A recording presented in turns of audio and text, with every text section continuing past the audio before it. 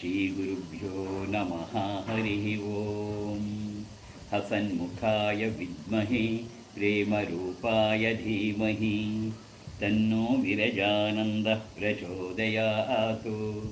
ಓಂ ಅಮೃತಹಸ್ತಾಯ ವಿದ್ಮಹೆ ಮಹಾಶಕ್ತಿನೇತ್ರಾಯ ಧೀಮಹಿ ತನ್ನೋ ಶ್ರೀಮಾತಾ ಪಾಜಿಃ ಪ್ರಚೋದಯಾತು. ಓಂ ವ್ಯಾಸಾಯ ವಿಷ್ಣುರೂಪಾಯ ವ್ಯಾಸರೂಪಾಯ ವಿಷ್ಣವೇ ನಮೋ ವೈ ಬ್ರಹ್ಮನಿಧಯೇ ವಾಸಿಷ್ಠಾಯ ನಮೋ ನಮಃ.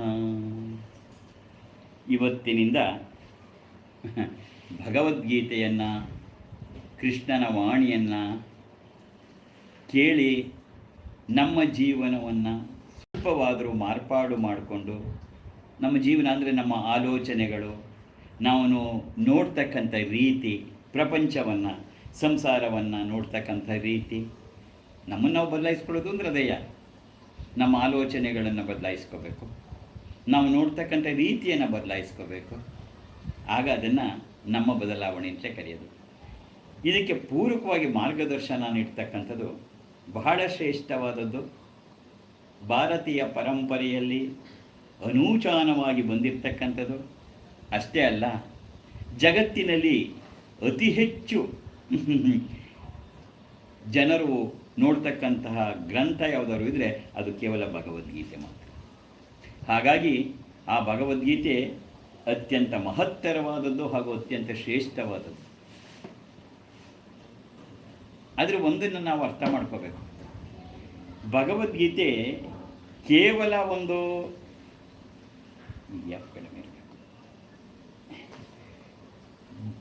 ಒಂದು ಧಾರ್ಮಿಕವಾದ ಗ್ರಂಥ ಅಂತ ಅನ್ಕೋಬಾರ್ದು. ಪೂಜನೀಯವಾದ ಗ್ರಂಥ, ಅದರಲ್ಲಿ ಅನುಮಾನವೇ ಇಲ್ಲ. ಆದರೆ ನಾವು ಅದನ್ನು ಅಷ್ಟೇ ತಿಳ್ಕೊಟ್ರೆ ನಿಜವಾಗಿ ಕೃಷ್ಣನ ಆ ಉದ್ದೇಶ ಕೂಡ ಸಫಲ ಆಗಲ್ಲ. ಯಾಕೆಂತ ಹೇಳಿದರೆ ಅದರ ನಿಜವಾದ ಉದ್ದೇಶ ಮಾನವ ಜನಾಂಗಕ್ಕೆ ಮಾರ್ಗದರ್ಶನ ಕೊಡ್ತಕ್ಕಂಥದ್ದು. ಆ ಮಾರ್ಗದರ್ಶನವನ್ನು ನಾವು ಅನುಸರಣೆ ಮಾಡ್ತಾ ಹೋಗಬೇಕು. ಯಾರು ಒಬ್ಬರು ಏನಾದ್ರು ಹೇಳಿದಾಗ ತಿಳುವಳಿಕೆಯನ್ನು ನಮ್ಮ ಜೀವನದಲ್ಲಿ ಅದನ್ನು ಅನುಸರಣೆ ಮಾಡ್ತಕ್ಕಂಥದ್ದು ಬಹಳ ಮುಖ್ಯ. ಹಾಗಾಗಿ ಆ ಭಗವದ್ಗೀತೆಯನ್ನು ನಮ್ಮ ಜೀವನದಲ್ಲಿ ಅನುಸರಣೆ ಮಾಡಿದಾಗ ಜೀವನದಲ್ಲಿ ಸಿಗ್ತಕ್ಕಂಥ ತೃಪ್ತಿ ಮತ್ತು ಸಾಧನೆ ಮತ್ತು ಸಾಫಲ್ಯತೆ ಇವೆಲ್ಲ ಮುಖ್ಯ. ಜೀವನದಲ್ಲಿ ತೃಪ್ತಿಯೂ ಮುಖ್ಯ, ಸಂತೃಪ್ತಿಯೂ ಮುಖ್ಯ, ಎಲ್ಲವೂ ಬಹಳ ಮುಖ್ಯವಾಗಿರುತ್ತೆ. ಇವೆಲ್ಲಕ್ಕೂ ಮಾರ್ಗದರ್ಶನವನ್ನು ನೀಡ್ತಕ್ಕಂಥ ಶ್ರೇಷ್ಠವಾದಂಥದ್ದೇ ಭಗವದ್ಗೀತೆ.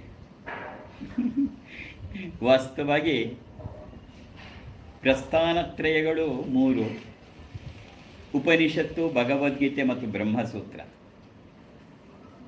ವಾಸ್ತವವಾಗಿ ಭಗವದ್ಗೀತೆ ಬೇರೆ ಏನಲ್ಲ. ಉಪನಿಷತ್ತಲ್ಲಿ ಏನು ವಿಚಾರಗಳನ್ನು, ಯಾವ ಸತ್ಯವನ್ನು, ಯಾವನ ಜೀವನದ ಆತ್ಯಂತಿಕ ಮಾರ್ಗವನ್ನು ತೋರಿಸಿದರೆ ಅದನ್ನೇ ಶ್ರೀಕೃಷ್ಣ ಪರಮಾತ್ಮ ಸಾಮಾನ್ಯರಿಗೂ ಅರ್ಥವಾಗುವ ರೀತಿಯಲ್ಲಿ ಅದನ್ನೇ ಹೇಳಿರ್ತಕ್ಕಂಥದ್ದು.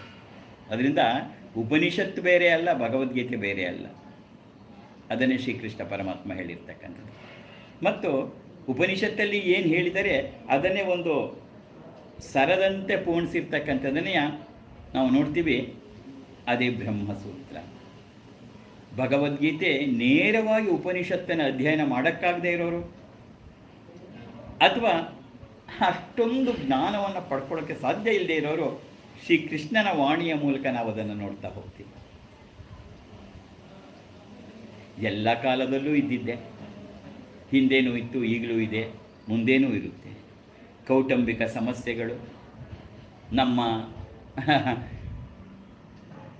ಎದುರುಗಡೆ ಇರೋರದ್ದಾಗಲಿ ನಮ್ಮದಾಗಲಿ ಸಣ್ಣ ಮನಸ್ಸಿನ ಆಲೋಚನೆಗಳು ನಮ್ಮನ್ನು ಎಷ್ಟು ಸಂಕಷ್ಟಕ್ಕೆ ಗುರಿ ಮಾಡುತ್ತವೆ ಅನ್ನೋದನ್ನು ನಾವು ತಿಳ್ಕೊಂಡು ಅದರಲ್ಲಿ ತಿಳ್ಕೊತಾ ಹೋಗಬೇಕು. ಎಲ್ಲಕ್ಕಿಂತ ಬಹುಮುಖ್ಯವಾಗಿ ನಮ್ಮನ್ನು ಸಂಕಷ್ಟಕ್ಕೆ ಈಡು ಮಾಡ್ತಾ ಇರೋದು ಯಾವುದು ಮತ್ತು ನಾವು ಅದರಿಂದ ಹೇಗೆ ಪಾರಾಗಬಹುದು? ಬರೀ ಒಂದು ಕೈವಲ್ಯ, ಮೋಕ್ಷ, ನಿರ್ವಾಣ ಅದಷ್ಟೇ ಅಲ್ಲ, ಈ ಜೀವನವನ್ನು ಕೂಡ ನೆಮ್ಮದಿಯಾಗಿ ಬದುಕಬೇಕು. ನಾವು ಆನಂದಮಯವಾಗಿ ಬದುಕಬೇಕು, ಸಂತೋಷವಾಗಿ ಬದುಕಬೇಕು, ತೃಪ್ತಿಯಾಗಿ ಬದುಕಬೇಕು.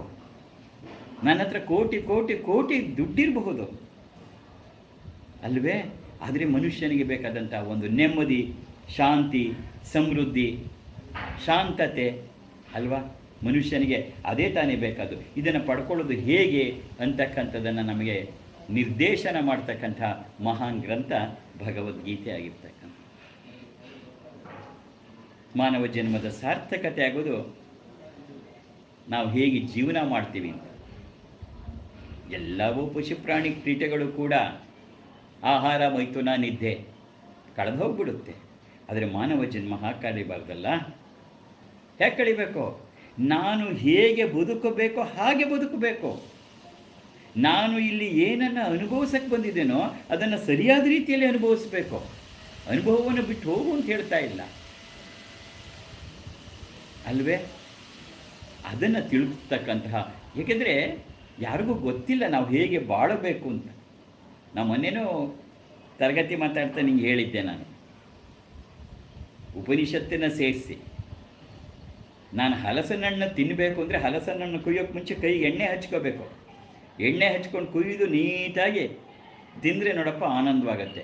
ಎಣ್ಣೆನೇ ಹಚ್ಕೊಳ್ಳೋದೇನೇ ಇದ್ದರೆ ಕೈಯೆಲ್ಲ ಅಂಟೆಂಟಾಗಿ ತಿನ್ನೋದು ಬೇಡ ಅನ್ನಿಸ್ಬಿಡತ್ತೆ. ಜೀವನ ಹಾಗಾಗಬಾರ್ದು. ಹಾಗಾಗಿ ನಾವು ಈ ಜೀವನವನ್ನು ಹೇಗೆ ಸಾಗಿಸ್ಬೇಕು ಅನ್ನುವ ಜೀವನ ಧರ್ಮವನ್ನು ಹೇಳ್ಕೊಡ್ತಕ್ಕಂಥ ಗ್ರಂಥದಲ್ಲಿ ಪ್ರಮುಖವಾಗಿ ನಿಲ್ತಕ್ಕಂಥದ್ದೇ ಭಗವದ್ಗೀತೆ. ಅದಕ್ಕೋಸ್ಕರವೇ ನಮಗದು ಭಗವದ್ಗೀತೆ ಮಾರ್ಗದರ್ಶಕ ಗ್ರಂಥ ಅಂತ ಕರೀತಕ್ಕಂಥದ್ದು.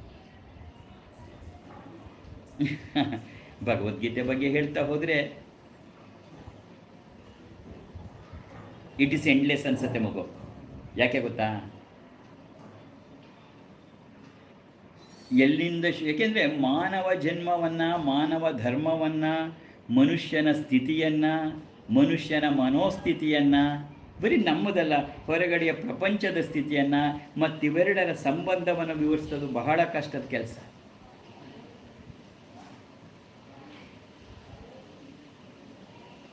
ಕೃಷ್ಣ ನಮ್ಮ ಮುಂದೆ ಬರ್ತಾ ಡೀಟೇಲಾಗಿ ಹೇಳ್ತೀನಿ. ಒಂದು ಮಾತನ್ನು ಕೇಳ್ತಾನೆ ಅರ್ಜುನನಿಗೆ, ಅರ್ಜುನ ನೀನು ಇಷ್ಟೊಂದು ಶೋಕ ಪಡ್ತಿದೀಯಲ್ಲ, ಇದು ನಿನಗೆ ತರವಲ್ಲ.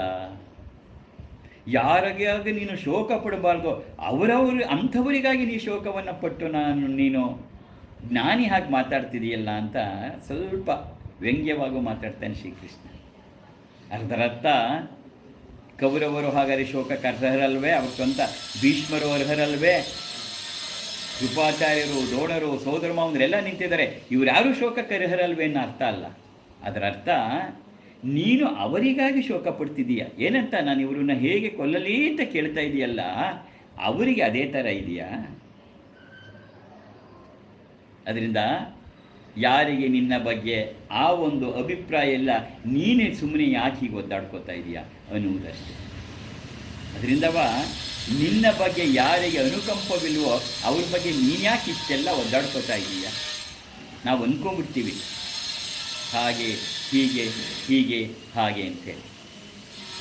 ಅದನ್ನೆಲ್ಲ ಜೀವನದ ಧರ್ಮವನ್ನು ಹೆಜ್ಜೆ ಹೆಜ್ಜೆಯಾಗಿ ಗುರುತಿಸ್ತಾ ನಮ್ಮನ್ನು ನಾವು ತಿಳ್ಕೊಳ್ತಕ್ಕಂಥದ್ದನ್ನು ಮಾಡಿಕೊಳ್ಳೋದು. ನಮ್ಮನ್ನು ನಾವು ತಿಳ್ಕೊಳ್ಳೋದು ಅಂದರೆ ಆಧ್ಯಾತ್ಮ ಕರ್ಕೊಂಡು ಹೋಗ್ಬಿಡಲ್ಲ. ಭಗವದ್ಗೀತೆಯಲ್ಲಿ ನಾವು ಮಾಡ್ತಕ್ಕಂಥ ಒಂದು ದೊಡ್ಡ ತಪ್ಪೇನಪ್ಪ ಅಂದರೆ ಅದು ಆಧ್ಯಾತ್ಮಿಕ ಗ್ರಂಥ, ಇಟ್ಸ್ ಎ ಸ್ಪಿರಿಚುವಲ್ ಎಪಿಕ್ಸ್ ಅಂತ ಅಲ್ಲ, ಜೀವನ ಧರ್ಮ ಅದು. ಯಾಕಂದರೆ ಈ ಮಾತನ್ನು ಹೇಳ್ತಾ ಇದ್ದೀನಿ ಅಂದರೆ, ಅರ್ಜುನ ವಿಫಲನಾಗ್ಬಿಟ್ಟ. ಎರಡೂ ಸೈನ್ಯದ ನಡುವೆ ತನ್ನ ರಥವನ್ನು ನಿಲ್ಲಿಸಿದಾಗ ಕೌರವರ ಸೈನ್ಯವನ್ನು ನೋಡಿದಾಗ ಎಲ್ಲ ತನ್ನವರೇ ಇದ್ದಾರೆ, ತನ್ನ ಗುರುಗಳು, ಪಿತಾಮಹ ಎಲ್ಲ ಇದ್ದಾರೆ, ಇವರನ್ನು ಹೇಗೆ ಕೊಲ್ಲಲಿ ಅಂತನ್ನುವ ಪ್ರಶ್ನೆ ಬಂದಾಗ ಬಹಳ ವಿಫಲನಾಗಿ ನಿಂತು ಬಿಡ್ತಾನೆ. ನಿಜ, ತಪ್ಪಲ್ಲ. ಆದರೆ ಆ ಜೀವನ ಧರ್ಮ ಮರ್ತು ಹೋಗ್ಬಿಡತ್ತೆ. ಅದನ್ನು ಆ ಜೀವನ ಧರ್ಮವನ್ನು ಎತ್ತಿ ತೋರಿಸ್ತಾ ಬರ್ತಾನೆ ಶ್ರೀಕೃಷ್ಣ ಪರಮಾತ್ಮ. ಹಾಗಾಗಿ ಬರೀ ಒಂದು ಪೂಜನೀಯ ಗ್ರಂಥ ಅಷ್ಟೇ ಅಲ್ಲ ಇದು. ಯಾಕೆ ಅಂತ ಹೇಳಿದ್ರೆ, ಅರ್ಜುನ ಹೇಳಿದ್ದೆಲ್ಲ ಸರಿಯಾಗಿದೆ. ನಾನಿನ್ನು ಯಾರು ಯುದ್ಧ ಮಾಡಲಿ, ಇಂಥವರನ್ನು ಕೊಂದು ನಾನೇ ಯುದ್ಧ ಮಾಡಲಿ, ನಾನು ಭಿಕ್ಷೆನಾದರೂ ಬೇಡ್ತೀನಿ. ಯಾರಿಗಾಗಿ ನಾವು ಬದುಕ್ತೀವೋ ಅಂಥವರನ್ನೆಲ್ಲ ಕೊಂದು ನಾನು ಮತ್ತೇನನ್ನು ಪಡ್ಕೊಳ್ಳೋಕ್ಕೆ ಸಾಧ್ಯ ಅನ್ನೋದನ್ನು ಕೇಳ್ತಾನೆ. ಅಲ್ಲ, ಅರ್ಜುನನ ಮಾತೆಲ್ಲವೂ ಇದೆ. ಅವನಿಗೆ ಈಗ ಅರ್ಥ ಆಗ್ತಾ ಇದೆ. ಯಾರಿಗೆ? ಅರ್ಜುನನಿಗೆ. ಹಾಗಂತ ಅರ್ಜುನ ಅಂದ್ಕೊಂಡಿದ್ದಾನೆ. ಕೃಷ್ಣ ಭಗವಂತ ಹೇಳಬೇಕಾಗಿತ್ತು ಅರ್ಜುನನಿಗೆ, ಅರ್ಜುನ ಹ್ಞೂ ಕಣಪ್ಪ, ನೀನು ಹೇಳ್ಕೊಂಡಿರೋದೆಲ್ಲ ಸರಿಯಾಗಿದೆ, ಗುಡ್, ನೋಡು ಇದನ್ನೇ ರಿಯಲೈಸೇಷನ್ ಅಂತ ಕರೀತಾರೆ. ನಡಿ, ನಿನಗೆ ತಪಸ್ಸು ಹೇಳ್ಕೊಡ್ತೀನಿ, ಹಿಮಾಲಯಕ್ಕೆ ಹೋಗೋಣ, ತಪಸ್ ಮಾಡಿ ಕೈವಲ್ಯವನ್ನು ಪಡ್ಕೊ. ಯಾವುದು ಶಾಶ್ವತ ಇಲ್ಲಪ್ಪ ಅರ್ಜುನ, ಜಗತ್ತೇ ಶಾಶ್ವತ ಅಲ್ಲ, ನೀನು ಶಾಶ್ವತ ಅಲ್ಲ, ನಾನು ಶಾಶ್ವತ ಅಲ್ಲ ಅಂದಮೇಲೆ ಈ ಹಸ್ತಿನಾವತಿ ಶಾಶ್ವತನೆಯ? ಗುಡ್, ಒಳ್ಳೆ ಕೆಲಸ ಮಾಡಿದೆ ಅಂತ ಬಾ ಅಂತ ಕರಿಬೋದಿತ್ತು. ಆದರೆ ಕೃಷ್ಣ ಹಾಗೆ ಮಾಡೋದನ್ನ ಇಲ್ಲ. 700 ಶ್ಲೋಕಗಳನ್ನು ಹೇಳಿದ ಯಾಕೆ ಹೇಳು ಮಗು? ಕೃಷ್ಣ ಹೇಳಿದ 700 ಶ್ಲೋಕಗಳು ಯಾತಕ್ಕೆ ಅರ್ಜುನನಿಗೆ? ಎತ್ಕೋ ಬಿಲ್ಲು ಹೊಡಿ ಬಾಣ ಅನ್ನೋಕ್ಕೆ 700 ಶ್ಲೋಕ ಹೇಳಿದ್ದು. ಹೋಗಿ ತಪಸ್ ಮಾಡು ಕೈವಲ್ಯ ಮಾಡು ಕಲ್ಲ ಹೇಳಿದ್ದು. ಇದೇ ಭಗವದ್ಗೀತೆಯ ವೈಶಿಷ್ಟ್ಯ. ಎತ್ಕೋ ಬಿಲ್ಲು ಹೊಡಿ ಬಾಣ ಅಂತ ಹೇಳೋಕ್ಕೋಸ್ಕರ ಎಲ್ಲವನ್ನ ಬಿಸಾಡಿದ್ದಂತಹ ಅರ್ಜುನನ ಮತ್ತೆ ಎದ್ದು ಹೊರಟಿದ್ದು. ನಮ್ಮ ಜೀವನದಲ್ಲಷ್ಟೇ ಎಲ್ಲವನ್ನ ಬಿಟ್ಟು ಹೋಗೋಕ್ಕಲ್ಲ ಹೇಳ್ತಾ ಇರೋದು. ನಿನ್ನ ಕಾರ್ಯವನ್ನೇನಿದೆ ಅದನ್ನು ಹೇಗೆ ಮಾಡಬೇಕು, ನಿನ್ನ ಕಾರ್ಯದ ಮೂಲಕವೇ ನಿನ್ನ ಜೀವನವನ್ನು ಹೇಗೆ ಸಾರ್ಥಕ ಮಾಡ್ಕೋಬಹುದು, ನಿನ್ನ ಕಾರ್ಯದ ಮೂಲಕವೇ ಆ ಜೀವನದ ಒಂದು ಗುರಿಯನ್ನು ಹೇಗೆ ತಲುಪಬಹುದು, ಇದು ನಮಗೆ ಮುಖ್ಯವಾದದ್ದು. ಬಿಟ್ಟು ಹೋಗೋದನ್ನೆಲ್ಲೂ ಹೇಳ್ತಾ ಇಲ್ಲ ಕೃಷ್ಣ. ಇದೇ ಭಗವದ್ಗೀತೆಯ ವೈಶಿಷ್ಟ್ಯ. ಯಾವುದೇ ಕ್ಷಣದಲ್ಲೂ ಎಲ್ಲವನ್ನು ಬಿಟ್ಟು ಹೋಗಬೇಕು ಅಂತಕ್ಕಂಥದ್ದನ್ನು ಯಾವ ಅಭಿಪ್ರಾಯವನ್ನು ಯಾವಾಗಲೂ ಕೊಡಲ್ಲ. ನಮ್ಮ ಜೀವನದಲ್ಲೂ ಅಷ್ಟೇ. ನಾವು ಹತಾಶರಾದಾಗ ಅಲ್ವ ಮಗು, ನೋವಾದಾಗ, ನಿರಾಸೆ ಆದಾಗ ನಮಗೊಂದು ಆಸರೆ ಬೇಕು ಅನಿಸುತ್ತೆ. ಏನು ಮಾಡಬೇಕು ಅಂತ ಗೊತ್ತಾಗಲ್ಲ. ಅಂಥ ಸಂದರ್ಭದಲ್ಲಿ ನಮ್ಮ ಮಾರ್ಗದರ್ಶನಕ್ಕೆ ನಿಲ್ತಕ್ಕಂಥದ್ದು ಭಗವದ್ಗೀತೆ. ಹಾಗಾಗಿ ನಿನಗಿವತ್ತು, ಏಕೆಂದರೆ ಈ ನೋವು, ದುಃಖ, ನಿರಾಸೆ ಯಾರ ಜೀವನದಲ್ಲಿಲ್ಲ? No one's life is a cakewalk. ಎಲ್ಲರ ಜೀವನದಲ್ಲೂ ಇದ್ದೇ ಇದೆ. ಒಬ್ಬೊಬ್ಬರಲ್ಲೂ ಒಂದೊಂದು ಥರ ಇದೆ.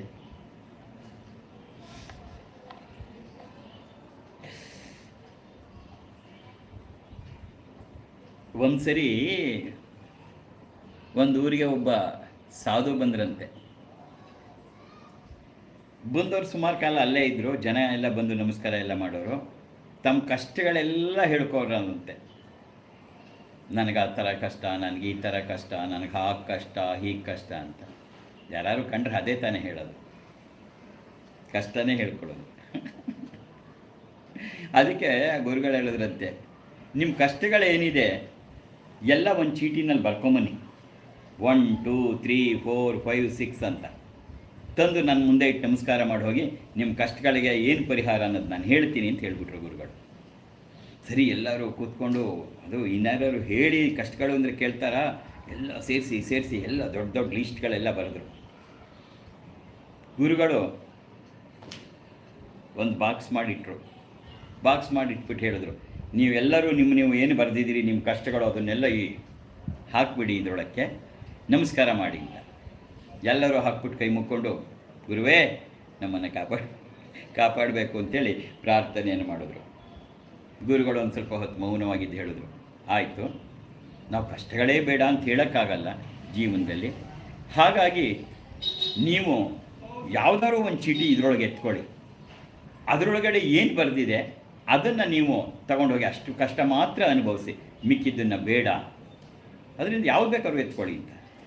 ಎಲ್ಲರೂ ಎತ್ಕೊಂಡು ನೋಡಿದ್ರೆ ತಾವು ಬರೆದಿದ್ದ ದೊಡ್ಡ ಲಿಸ್ಟ್ಗಿಂತ ಇನ್ನೂ ದೊಡ್ಡದೇ ಇತ್ತು. ಲಿಸ್ಟ್ ದೊಡ್ಡದಾಗೇ ಇತ್ತು. ಇವರು 30 ಐಟಮ್ ಬರೆದಿದ್ರೆ ಇನ್ನೊಬ್ಬರು ಇವ್ರು ಎತ್ಕೊಂಡ್ರೆ 42 ಐಟಮ್ ಇತ್ತು, ಇನ್ನೊಬ್ಬರಲ್ಲಿ 80 ಇತ್ತು. ಆಗೆಲ್ಲ ಕೈ ಮುಗಿದು ಹೇಳಿದ್ರು, ಸ್ವಾಮೀಜಿ ಏನು, ನಾವು ಬರೆದಿದ್ದ ಚೀಟಿನೇ ವಾಪಸ್ ತಗೊಂಡು ಹೋಗ್ತೀವಿ ಅಂತ. ಇದು ಜೀವನದ ಶೈಲಿ. ಅಂದರೆ ಅರ್ಥ ಏನಪ್ಪ ಅಂದರೆ, ಯಾವುದು ಹಾಗೆ ಸುಮ್ಮನೆ ಪರಿಹಾರವಾಗಿಬಿಡತ್ತೆ.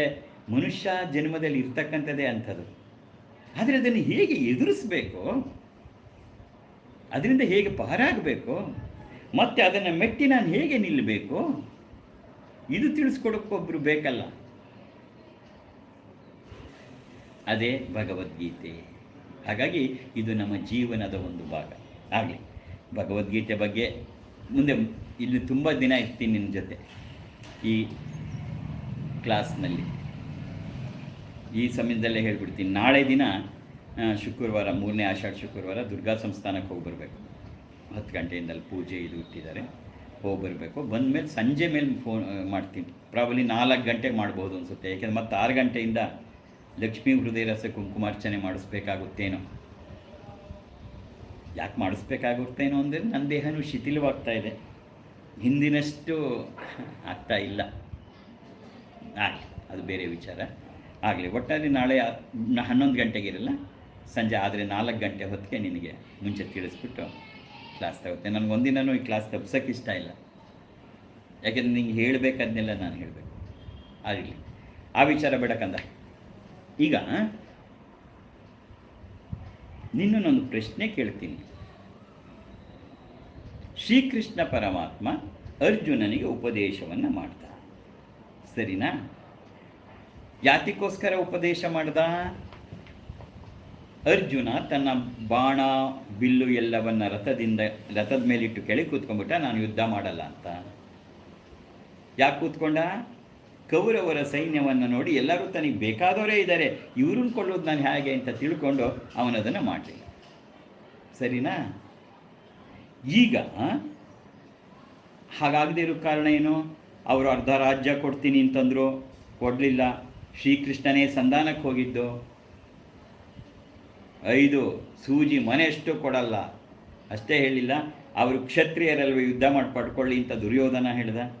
ಹಾಗಾಗಿ ಯುದ್ಧ ಪ್ರಾರಂಭ ಆಗಿದೆ. ಆ ಮೊದಲನೆಯ ದಿನವೇ ಶ್ರೀಕೃಷ್ಣ ಸಾರಥಿಯಾಗಿ ಕೂತಿದ್ದಾನೆ. ಅರ್ಜುನ ಎಲ್ಲ ಯುದ್ಧದ ಉತ್ಸಾಹದಿಂದ ಬಹಳ ಹುರುಪಿನಿಂದ ಯುದ್ಧಕ್ಕಾಗಿ ತಯಾರಾಗಿ ಬಂದಿದ್ದಾನೆ. ಎರಡೂ ಕಡೆ ಸೈನ್ಯಗಳು ಜಾಗಟೆಗಳು, ಬೇರಿಗಳು, ಢಮರಗಳನ್ನು ಬಳಸ್ತಾ ಇದ್ದಾರೆ. ಎರಡೂ ಖಂಡದಲ್ಲಿ ಯುದ್ಧದ ಉತ್ಸಾಹ ಕುಣಿತಾ ಇದೆ. ಇನ್ನೇನು ಯುದ್ಧ ಪ್ರಾರಂಭ ಆಗಬೇಕು. ಸೇನಾಪತಿಯ ಒಂದೇ ಒಂದು ಮಾತಿಗೆ ಕಾಯ್ತಾ ಇದ್ದಾರೆ, ಏನು? ಆಕ್ರಮಣ್ ಅಂದರೆ ಸಾಕು, ಎಷ್ಟೋ ತಲೆಗಳು ಕ್ಷಣ ಮಾತ್ರದಲ್ಲಿ ಉಳಿಬೀಳುತ್ತೆ. ಇದು ಸನ್ನಿವೇಶ. ಈ ಸನ್ನಿವೇಶದಲ್ಲಿ ಯುದ್ಧದ ಹುರುಪಿನಲ್ಲಿ ಬಂದಂಥ ಅರ್ಜುನ, ಬಹಳ ಹುರುಪಿತ್ತು ಅವನಿಗೆ. ಯಾಕೆಂದರೆ ಒಳಗಡೆ 12 ವರ್ಷಗಳ ವನವಾಸ, 1 ವರ್ಷದ ತಾನು ಮಾಡಿದಂಥ ಅಜ್ಞಾತವಾಸ, ತನಗಾದಂಥ ನೋವು ಎಲ್ಲವನ್ನು ಸೇರಿಸ್ಕೊಂಡು ಬಂದಿದ್ದಂಥ ಅರ್ಜುನ ಇದು ಸರಿಯಾದ ಕಾಲ ಅಂದ್ಕೊಂಡೇ ಬಂದಿದ್ದು. ಯುದ್ಧದ ಉತ್ಸಾಹದಲ್ಲಿ ತುಂಬಿ ಬರ್ತಾ ಇದ್ದಾನೆ ಅರ್ಜುನ. ಸಾರಥಿಯಾಗಿ ಕೃಷ್ಣನೇ ಇದ್ದಾನೆ. ಹೇಳ್ತಾನೆ, ಹೇ ಕೃಷ್ಣ, ಉಭಯ ರಥಗಳ ನಡುವೆ, ಉಭಯ ಸೈನ್ಯಗಳ ನಡುವೆ ನನ್ನ ರಥವನ್ನು ನಿಲ್ಲಿಸು. ಯಾಕೆಂದರೆ ನಾನು ನೋಡಬೇಕು, ಅಧರ್ಮದ ಕಡೆ ನಿಂತು ನಮ್ಮನ್ನು ಕೊಲ್ಲಬೇಕು ಅಂತ ಬಂದಿರುವವರು ಯಾರ್ಯಾರು ಅನ್ನೋದು ನನಗೆ ಗೊತ್ತಾಗಬೇಕು. ನಾನು ಎಷ್ಟು ಹೊತ್ತು ನೋಡಬೇಕೋ ಅಷ್ಟೊತ್ತು ನಿಲ್ಲಿಸಿರು ಕೃಷ್ಣ ಅಂತ ಹೇಳ್ತಾನೆ. ಕೃಷ್ಣ ತಗೊಂಡು ಹೋಗಿ ನಿಲ್ಲಿಸ್ತಾನೆ. ಅಲ್ಲಿಂದ ನಿಂಗೆ ಗೊತ್ತಿದೆ, ಅದನ್ನು ಮುಂದಕ್ಕೆ ಹೇಳ್ತಾ ಹೋಗ್ತೀನಿ ಭಗವದ್ಗೀತೆ. ನನ್ನ ಪ್ರಶ್ನೆ ಇವಾಗ ಅದಲ್ಲ, ಇಲ್ಲಿ ಅನ್ಯಾಯ ಮಾಡಿದ್ದು ಯಾರು ಮತ್ತು ಯಾಕೆ? ಈ ಕುರುಕ್ಷೇತ್ರ ನೋಡು, ಒಂದು ತಿಳ್ಕೊಂಬಿಡು ಮಗು, ಇದನ್ನು ನಾನು ಮುಂಚೆನೇ ಹೇಳಬೇಕಾಗಿತ್ತು. ಭಗವದ್ಗೀತೆ ಒಂದು ಸ್ವತಂತ್ರ ಗ್ರಂಥ ಅಲ್ಲ. ಭಗವದ್ಗೀತೆ ಮಹಾಭಾರತದ ಒಂದು ಭಾಗ. ಇದು ನಮಗೆ ಯಾವಾಗಲೂ ಗೊತ್ತಿರಬೇಕು.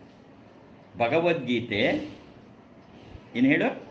ಸ್ವತಂತ್ರ ಗ್ರಂಥ ಅಲ್ಲ, ಇದು ಮಹಾಭಾರತದ ಒಂದು ಭಾಗ. ಇದು ಮೊದಲು ನಮ್ಮ ಹೃದಯಕ್ಕೆ ಗೊತ್ತಿರಬೇಕು. ಯಾಕೆಂತ ನಾನು ಮುಂದೆ ಹೇಳ್ತಾ ಹೋಗ್ತೀನಿ. ಇಲ್ಲಿ ದುರ್ಯೋಧನನ ಅಟ್ಟಹಾಸ, ಅಹಂಕಾರ ಅದೆಲ್ಲ ಸರಿಯೇ ಸರಿ, ಅದಿಲ್ಲ ಅಂತ ನಾನು ಹೇಳ್ತಾ ಇಲ್ಲ. ಆದರೆ ನಿಜವಾಗಿ ಈ ಕುರುಕ್ಷೇತ್ರ ಯುದ್ಧಕ್ಕೆ ಕಾರಣ ಏನು? ನೀನು ಹೇಳಬೇಕು ನನಗೆ. ಸುಮ್ಮನೆ ಕೂತ್ಕೊಂಡು ಕತೆ ಕೇಳೋಕ್ಕಲ್ಲ, ಇದು ಉಪನ್ಯಾಸದ ಕ್ಲಾಸ್ ಅಲ್ಲ, ತರಗತಿ. ಕುರುಕ್ಷೇತ್ರ ಯುದ್ಧಕ್ಕೆ ಕಾರಣವೇನು ನಾನು ಕೇಳ್ತಾ ಇದ್ದೀನಿ. ಯಾಕೆಂದರೆ ಯುದ್ಧದ ಸನ್ನಿವೇಶದಲ್ಲೇ ಭಗವದ್ಗೀತೆ ಬಂದಿರೋದು. ಭಗವದ್ಗೀತೆ ಹೋಗೋಕ್ಕೆ ಮುಂಚೆ ನಿಂಗೆ ಗೊತ್ತಿರಬೇಕು ಈ ಯುದ್ಧದ ಸನ್ನಿವೇಶಕ್ಕೆ ಕಾರಣವೇನು ಅಂದರೆ. ಸಾಮಾನ್ಯ ನಾವೇನು ಹೇಳ್ತೀವಿ? ದುರ್ಯೋಧನನ ಅಟ್ಟಹಾಸ, ದುರ್ಯೋಧನನ ಅಹಂಕಾರ. ಮಗು, ಖಂಡಿತವಾಗಿ ಅದಲ್ಲ. ಈ ಯುದ್ಧಕ್ಕೆ ಮೂಲ ಕಾರಣ ದುರ್ಯೋಧನ ಅಲ್ಲ. ಯಾಕೆ ಗೊತ್ತಾ? 1,00,000 ಶ್ಲೋಕಗಳನ್ನಿರ್ತಕ್ಕಂಥ ಮಹಾಭಾರತದ ಯಾವುದೇ ಒಂದು ಸನ್ನಿವೇಶದಲ್ಲೂ ಕೂಡ ದುರ್ಯೋಧನ ಪ್ರಜಾಕಂಟಕನಾಗಿದ್ದ, ಪ್ರಜೆಗಳಿಗೆ ಹಿಂಸಿಸುತ್ತಿದ್ದ, ಆ ಥರ ಎಲ್ಲೂ ಬರೆದಿಲ್ಲ. ಚೆನ್ನಾಗಿ ರಾಜ್ಯಭಾರ ಮಾಡ್ತಾ ಇದ್ದ. ಎಲ್ಲೂ ಒಂದೇ ಒಂದು ಕಡೆನೂ ದುರ್ಯೋಧನ ಆತನೋ ಈತನೋ ಅಂತ ಎಲ್ಲೂ ಬರೆದಿಲ್ಲ. ಪಾಂಡವರ ಬಗ್ಗೆ ಮಾತ್ರ ಅವನಿಗೆ ದ್ವೇಷ ಭಾವನೆ ಇತ್ತೆ ಹೊರತು ಪ್ರಜಾಪರಿಪಾಲಕನಾಗೇ ಇದ್ದ. ಪ್ರಜೆಗಳಿಗೇನು ಸಂಬಂಧ ಇಲ್ಲ, ಪ್ರಜೆಗಳನ್ನು ಯಾವತ್ತೂ ಹಿಂಸಿಸಿಲ್ಲ, ಎಲ್ಲೂ ಹಾಗೆ ನಮೂದು ಮಾಡಿಲ್ಲ. ಪ್ರಜೆಗಳನ್ನ ಚೆನ್ನಾಗೇ ನೋಡ್ಕೋತಾ ಇದ್ದ, ಏನು ಮಾಡಬೇಕು ಅದನ್ನೆಲ್ಲವನ್ನೂ ಮಾಡ್ತಾ ಇದ್ದ. ಹಾಗಾದರೆ ಈ ಕುರುಕ್ಷೇತ್ರ ಯುದ್ಧಕ್ಕೆ ಬಹುಮುಖ್ಯವಾದ ಕಾರಣ ಏನು ಹೇಳು, ಯೋಚನೆ ಮಾಡು. ನೋಡು, ಅವಳು ಹೇಳಿಬಿಟ್ಲು, ಇಲ್ಲಿ ದುರ್ಯೋಧನನ ಅಹಂಕಾರ ಅಟ್ಟಹಾಸ ಅಲ್ಲ ಮುಖ್ಯವಾದದ್ದು. ಕುರುಕ್ಷೇತ್ರಕ್ಕೆ ಮೂಲ ಕಾರಣ ಧೃತರಾಷ್ಟ್ರನ ಮೋಹ. ಈಗ ತಲೆ ಅಲ್ಲಾಡಿಸ್ತಾ ನೋಡಲಿ. ಮಹಾಭಾರತದ ಯುದ್ಧಕ್ಕೆ ಮೂಲ ಕಾರಣ ಯಾವುದಪ್ಪ? ಧೃತರಾಷ್ಟ್ರನ ಪುತ್ರ ಮೋಹ. ಮೋಹವೇ ಕಾರಣ. ಆ ಪುತ್ರ ಮೋಹದಿಂದ ಇಷ್ಟೆಲ್ಲ ನಾಂದಾಯ್ತು. ಯಾಕೆ? ರಾಜ್ಯದ ರಾಜ ಯಾರು? ಚಕ್ರವರ್ತಿ ಯಾರು? ಧೃತರಾಷ್ಟ್ರನೇ. ಆತ ಹೇಳಿದ್ದೇ ನಡೆಯೋದು. ಯಾವುದೇ ಒಂದು ಸಂದರ್ಭದಲ್ಲೂ ಆ ಥರ ಮಾತುಗಳನ್ನೇ ಆಡಲಿಲ್ಲ ಧೃತರಾಷ್ಟ್ರ. ತನ್ನ ಮಗನಿಗೆ ಹೇಳ್ಬೋದಿತ್ತು, ಅವನಿನ್ನೂ ಯುವರಾಜ ಅಷ್ಟೇ ದುರ್ಯೋಧನ. ಧೃತರಾಷ್ಟ್ರ ಯಾವತ್ತೂ ತನ್ನ ಮಗನಿಗೆ ಬುದ್ಧಿ ಹೇಳಲೇ ಇಲ್ಲ. ಯಾಕೆ? ಮೋಹ. ಧೃತರಾಷ್ಟ್ರನ ಮೋಹ. ಸ್ವತಃ ಶ್ರೀಕೃಷ್ಣ ಪರಮಾತ್ಮನೇ ಬಂದಾಗಲೂ ಕೂಡ ಅಷ್ಟೇ, ಯುದ್ಧವನ್ನು ತಪ್ಪಿಸಬೇಕು ಅಂದಾಗಲೂ ಒಂದೇ ಒಂದು ಮಾತು, ಸಂಧಿಗೆ ಬಂದಿದ್ದ ಕೃಷ್ಣನಿಗೆ ಒಂದೇ ಒಂದು ಮಾತನ್ನು ಧೃತರಾಷ್ಟ್ರ ಹೇಳಿದ್ರೂ ಮಹಾಭಾರತದ ಯುದ್ಧವೇ ಆಗ್ತಿರ್ಲಿಲ್ಲ, ಕುರುಕ್ಷೇತ್ರ ಯುದ್ಧವೇ ಆಗ್ತಾ ಇರಲಿಲ್ಲ. ಧೃತರಾಷ್ಟ್ರ ಮಾತೇ ಆಡಲಿಲ್ಲ.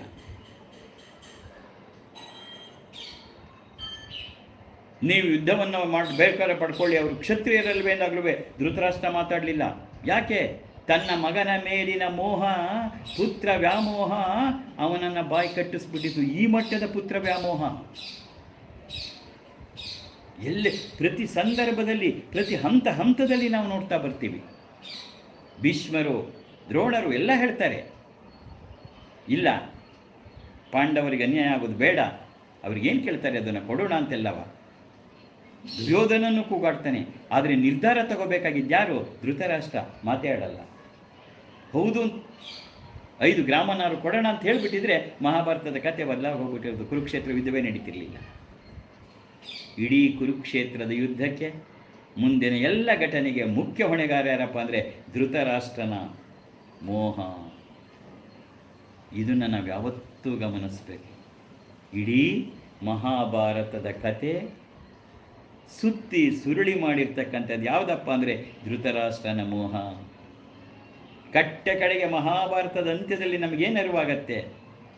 ಈ ಮೋಹ, ಯಾವ ಮಕ್ಕಳಿಗಾಗಿ ನಿನ್ನ ಮೋಹವನ್ನು ಬೆಳೆಸ್ಕೊಂಡ್ಯೋ ಆ ಮೋಹದಿಂದ ನಿನ್ನ ಮಕ್ಕಳು ಕೂಡ ಹತರಾಗ್ತಾರೆ, ನಿನ್ನ ಮಕ್ಕಳು ಕೂಡ ದುಃಖಕ್ಕೀಡಾಗ್ತಾರೆ. ಯಾವುದು? ನೀನು ಯಾರನ್ನು ಉದ್ಧಾರ ಮಾಡಬೇಕು ಅಂತ ಮೋಹ ಬೆಳೆಸ್ಕೊಂಡ್ಯೋ ಆ ಮೋಹದಿಂದಲೇ ಅವರು ಹತರಾಗಿ ಹೊರಟೋಗ್ತಾರೆ. ಇದು ನಮ್ಮ ಜನಾಂಗಕ್ಕೆ ಕಲ್ತ್ಕೋಬೇಕಾದ ಪಾಠ. ಇವತ್ತು ನಾವು ಮಕ್ಕಳನ್ನು ಪ್ರೀತಿಸು, ಅವರಿಗೆ ಸೌಲಭ್ಯಗಳನ್ನು ನೀಡು, ಆದರೆ ಮೋಹ ಬೆಳೆಸ್ಕೋಬೇಡ. ನೀನು ಮಕ್ಕಳ ಬಗ್ಗೆ ಬೆಳೆಸ್ಕೊಂಡ ಮೋಹ ಮಕ್ಕಳನ್ನೂ ಹಾಳು ಮಾಡುತ್ತೆ, ಮಕ್ಕಳು ಒಳ್ಳೆಯದಾಗಲ್ಲ ಅನ್ನುವ ಮಹತ್ತರವಾದ ಸಂದೇಶವನ್ನು ನೀಡ್ತಾ ಇರೋದು ಭಗವದ್ಗೀತೆ, ಮಹಾಭಾರತ. ಅಣ್ಣ ತಮ್ಮಂದ್ರ ಬರೀ ಜಗಳ ಅಲ್ಲ, ಕದನ ಅಲ್ಲ, ಅದಷ್ಟೇ ಅಲ್ಲ, ಎಲ್ಲಕ್ಕೂ ಮೂಲ ಕಾರಣವಾಗಿರ್ತಕ್ಕಂಥದ್ದು ಆ ಧೃತರಾಷ್ಟ್ರನ ವ್ಯಾಮೋಹ, ಧೃತರಾಷ್ಟ್ರನ ಮೋಹ. ಇಡೀ ಮಹಾಭಾರತ ಸುತ್ತಕೊಂಡಿರೋದು ಈ ಧೃತರಾಷ್ಟ್ರನ ಮೋಹದ ಬಗ್ಗೆ. ಎಷ್ಟರ ಮಟ್ಟಿನ ಮೋಹ ಅಂದರೆ ಇವತ್ತೆಲ್ಲ ನಾವು ನಮ್ಮ ಮಕ್ಕಳುಗಳನ್ನು ಬೆಳೆಸ್ತಿರೋದೇ ಹಾಗೆ. ನಮ್ಮ ಮಕ್ಕಳನ್ನು ಎಷ್ಟು ನಾವು ಪ್ರೀತಿಗೂ ಮೋಹಕ್ಕೂ ನಮಗೆ ವ್ಯತ್ಯಾಸವೇ ಗೊತ್ತಿಲ್ಲ. ನಮ್ಮ ಮಕ್ಕಳನ್ನು ಆ ಮೋಹದಲ್ಲಿ ಬೆಳೆಸಿ ಕೊನೆಗೆ ಅವರು ದಾರಿ ತಪ್ಪಿದಾಗ ಅಯ್ಯೋ ಅಂತ ಬರ್ತೀವಲ್ಲ, ಆ ದಾರಿ ತಪ್ಪಕ್ಕೆ ಕಾರಣ ನೀ ಬೆಳೆಸಿದ ರೀತಿ ಸರಿ ಇಲ್ಲ ಅಂತ ನಾನು ಹೇಳಲ್ಲ. ನೀನು ಬೆಳೆಸಿದ ರೀತಿನೂ ಸರಿ ಇರಬಹುದು, ನೀನು ಸಂಸ್ಕಾರನೂ ಕೊಟ್ಟಿರಬಹುದು, ಆದರೆ ನಿನ್ನ ವ್ಯಾಮೋಹ ಅವರನ್ನು ದಾರಿ ತಪ್ಪಿಸ್ತಿದೆ. ಇದು ನೀನು ಒಪ್ಕೊಳ್ಳೋಕ್ಕಾಗಲ್ಲ, but that is the reality. ಯೋಚನೆ ಮಾಡು, ಎಲ್ಲರ ಹಣೆ ಬರನೂ ಇದೆಯಾ?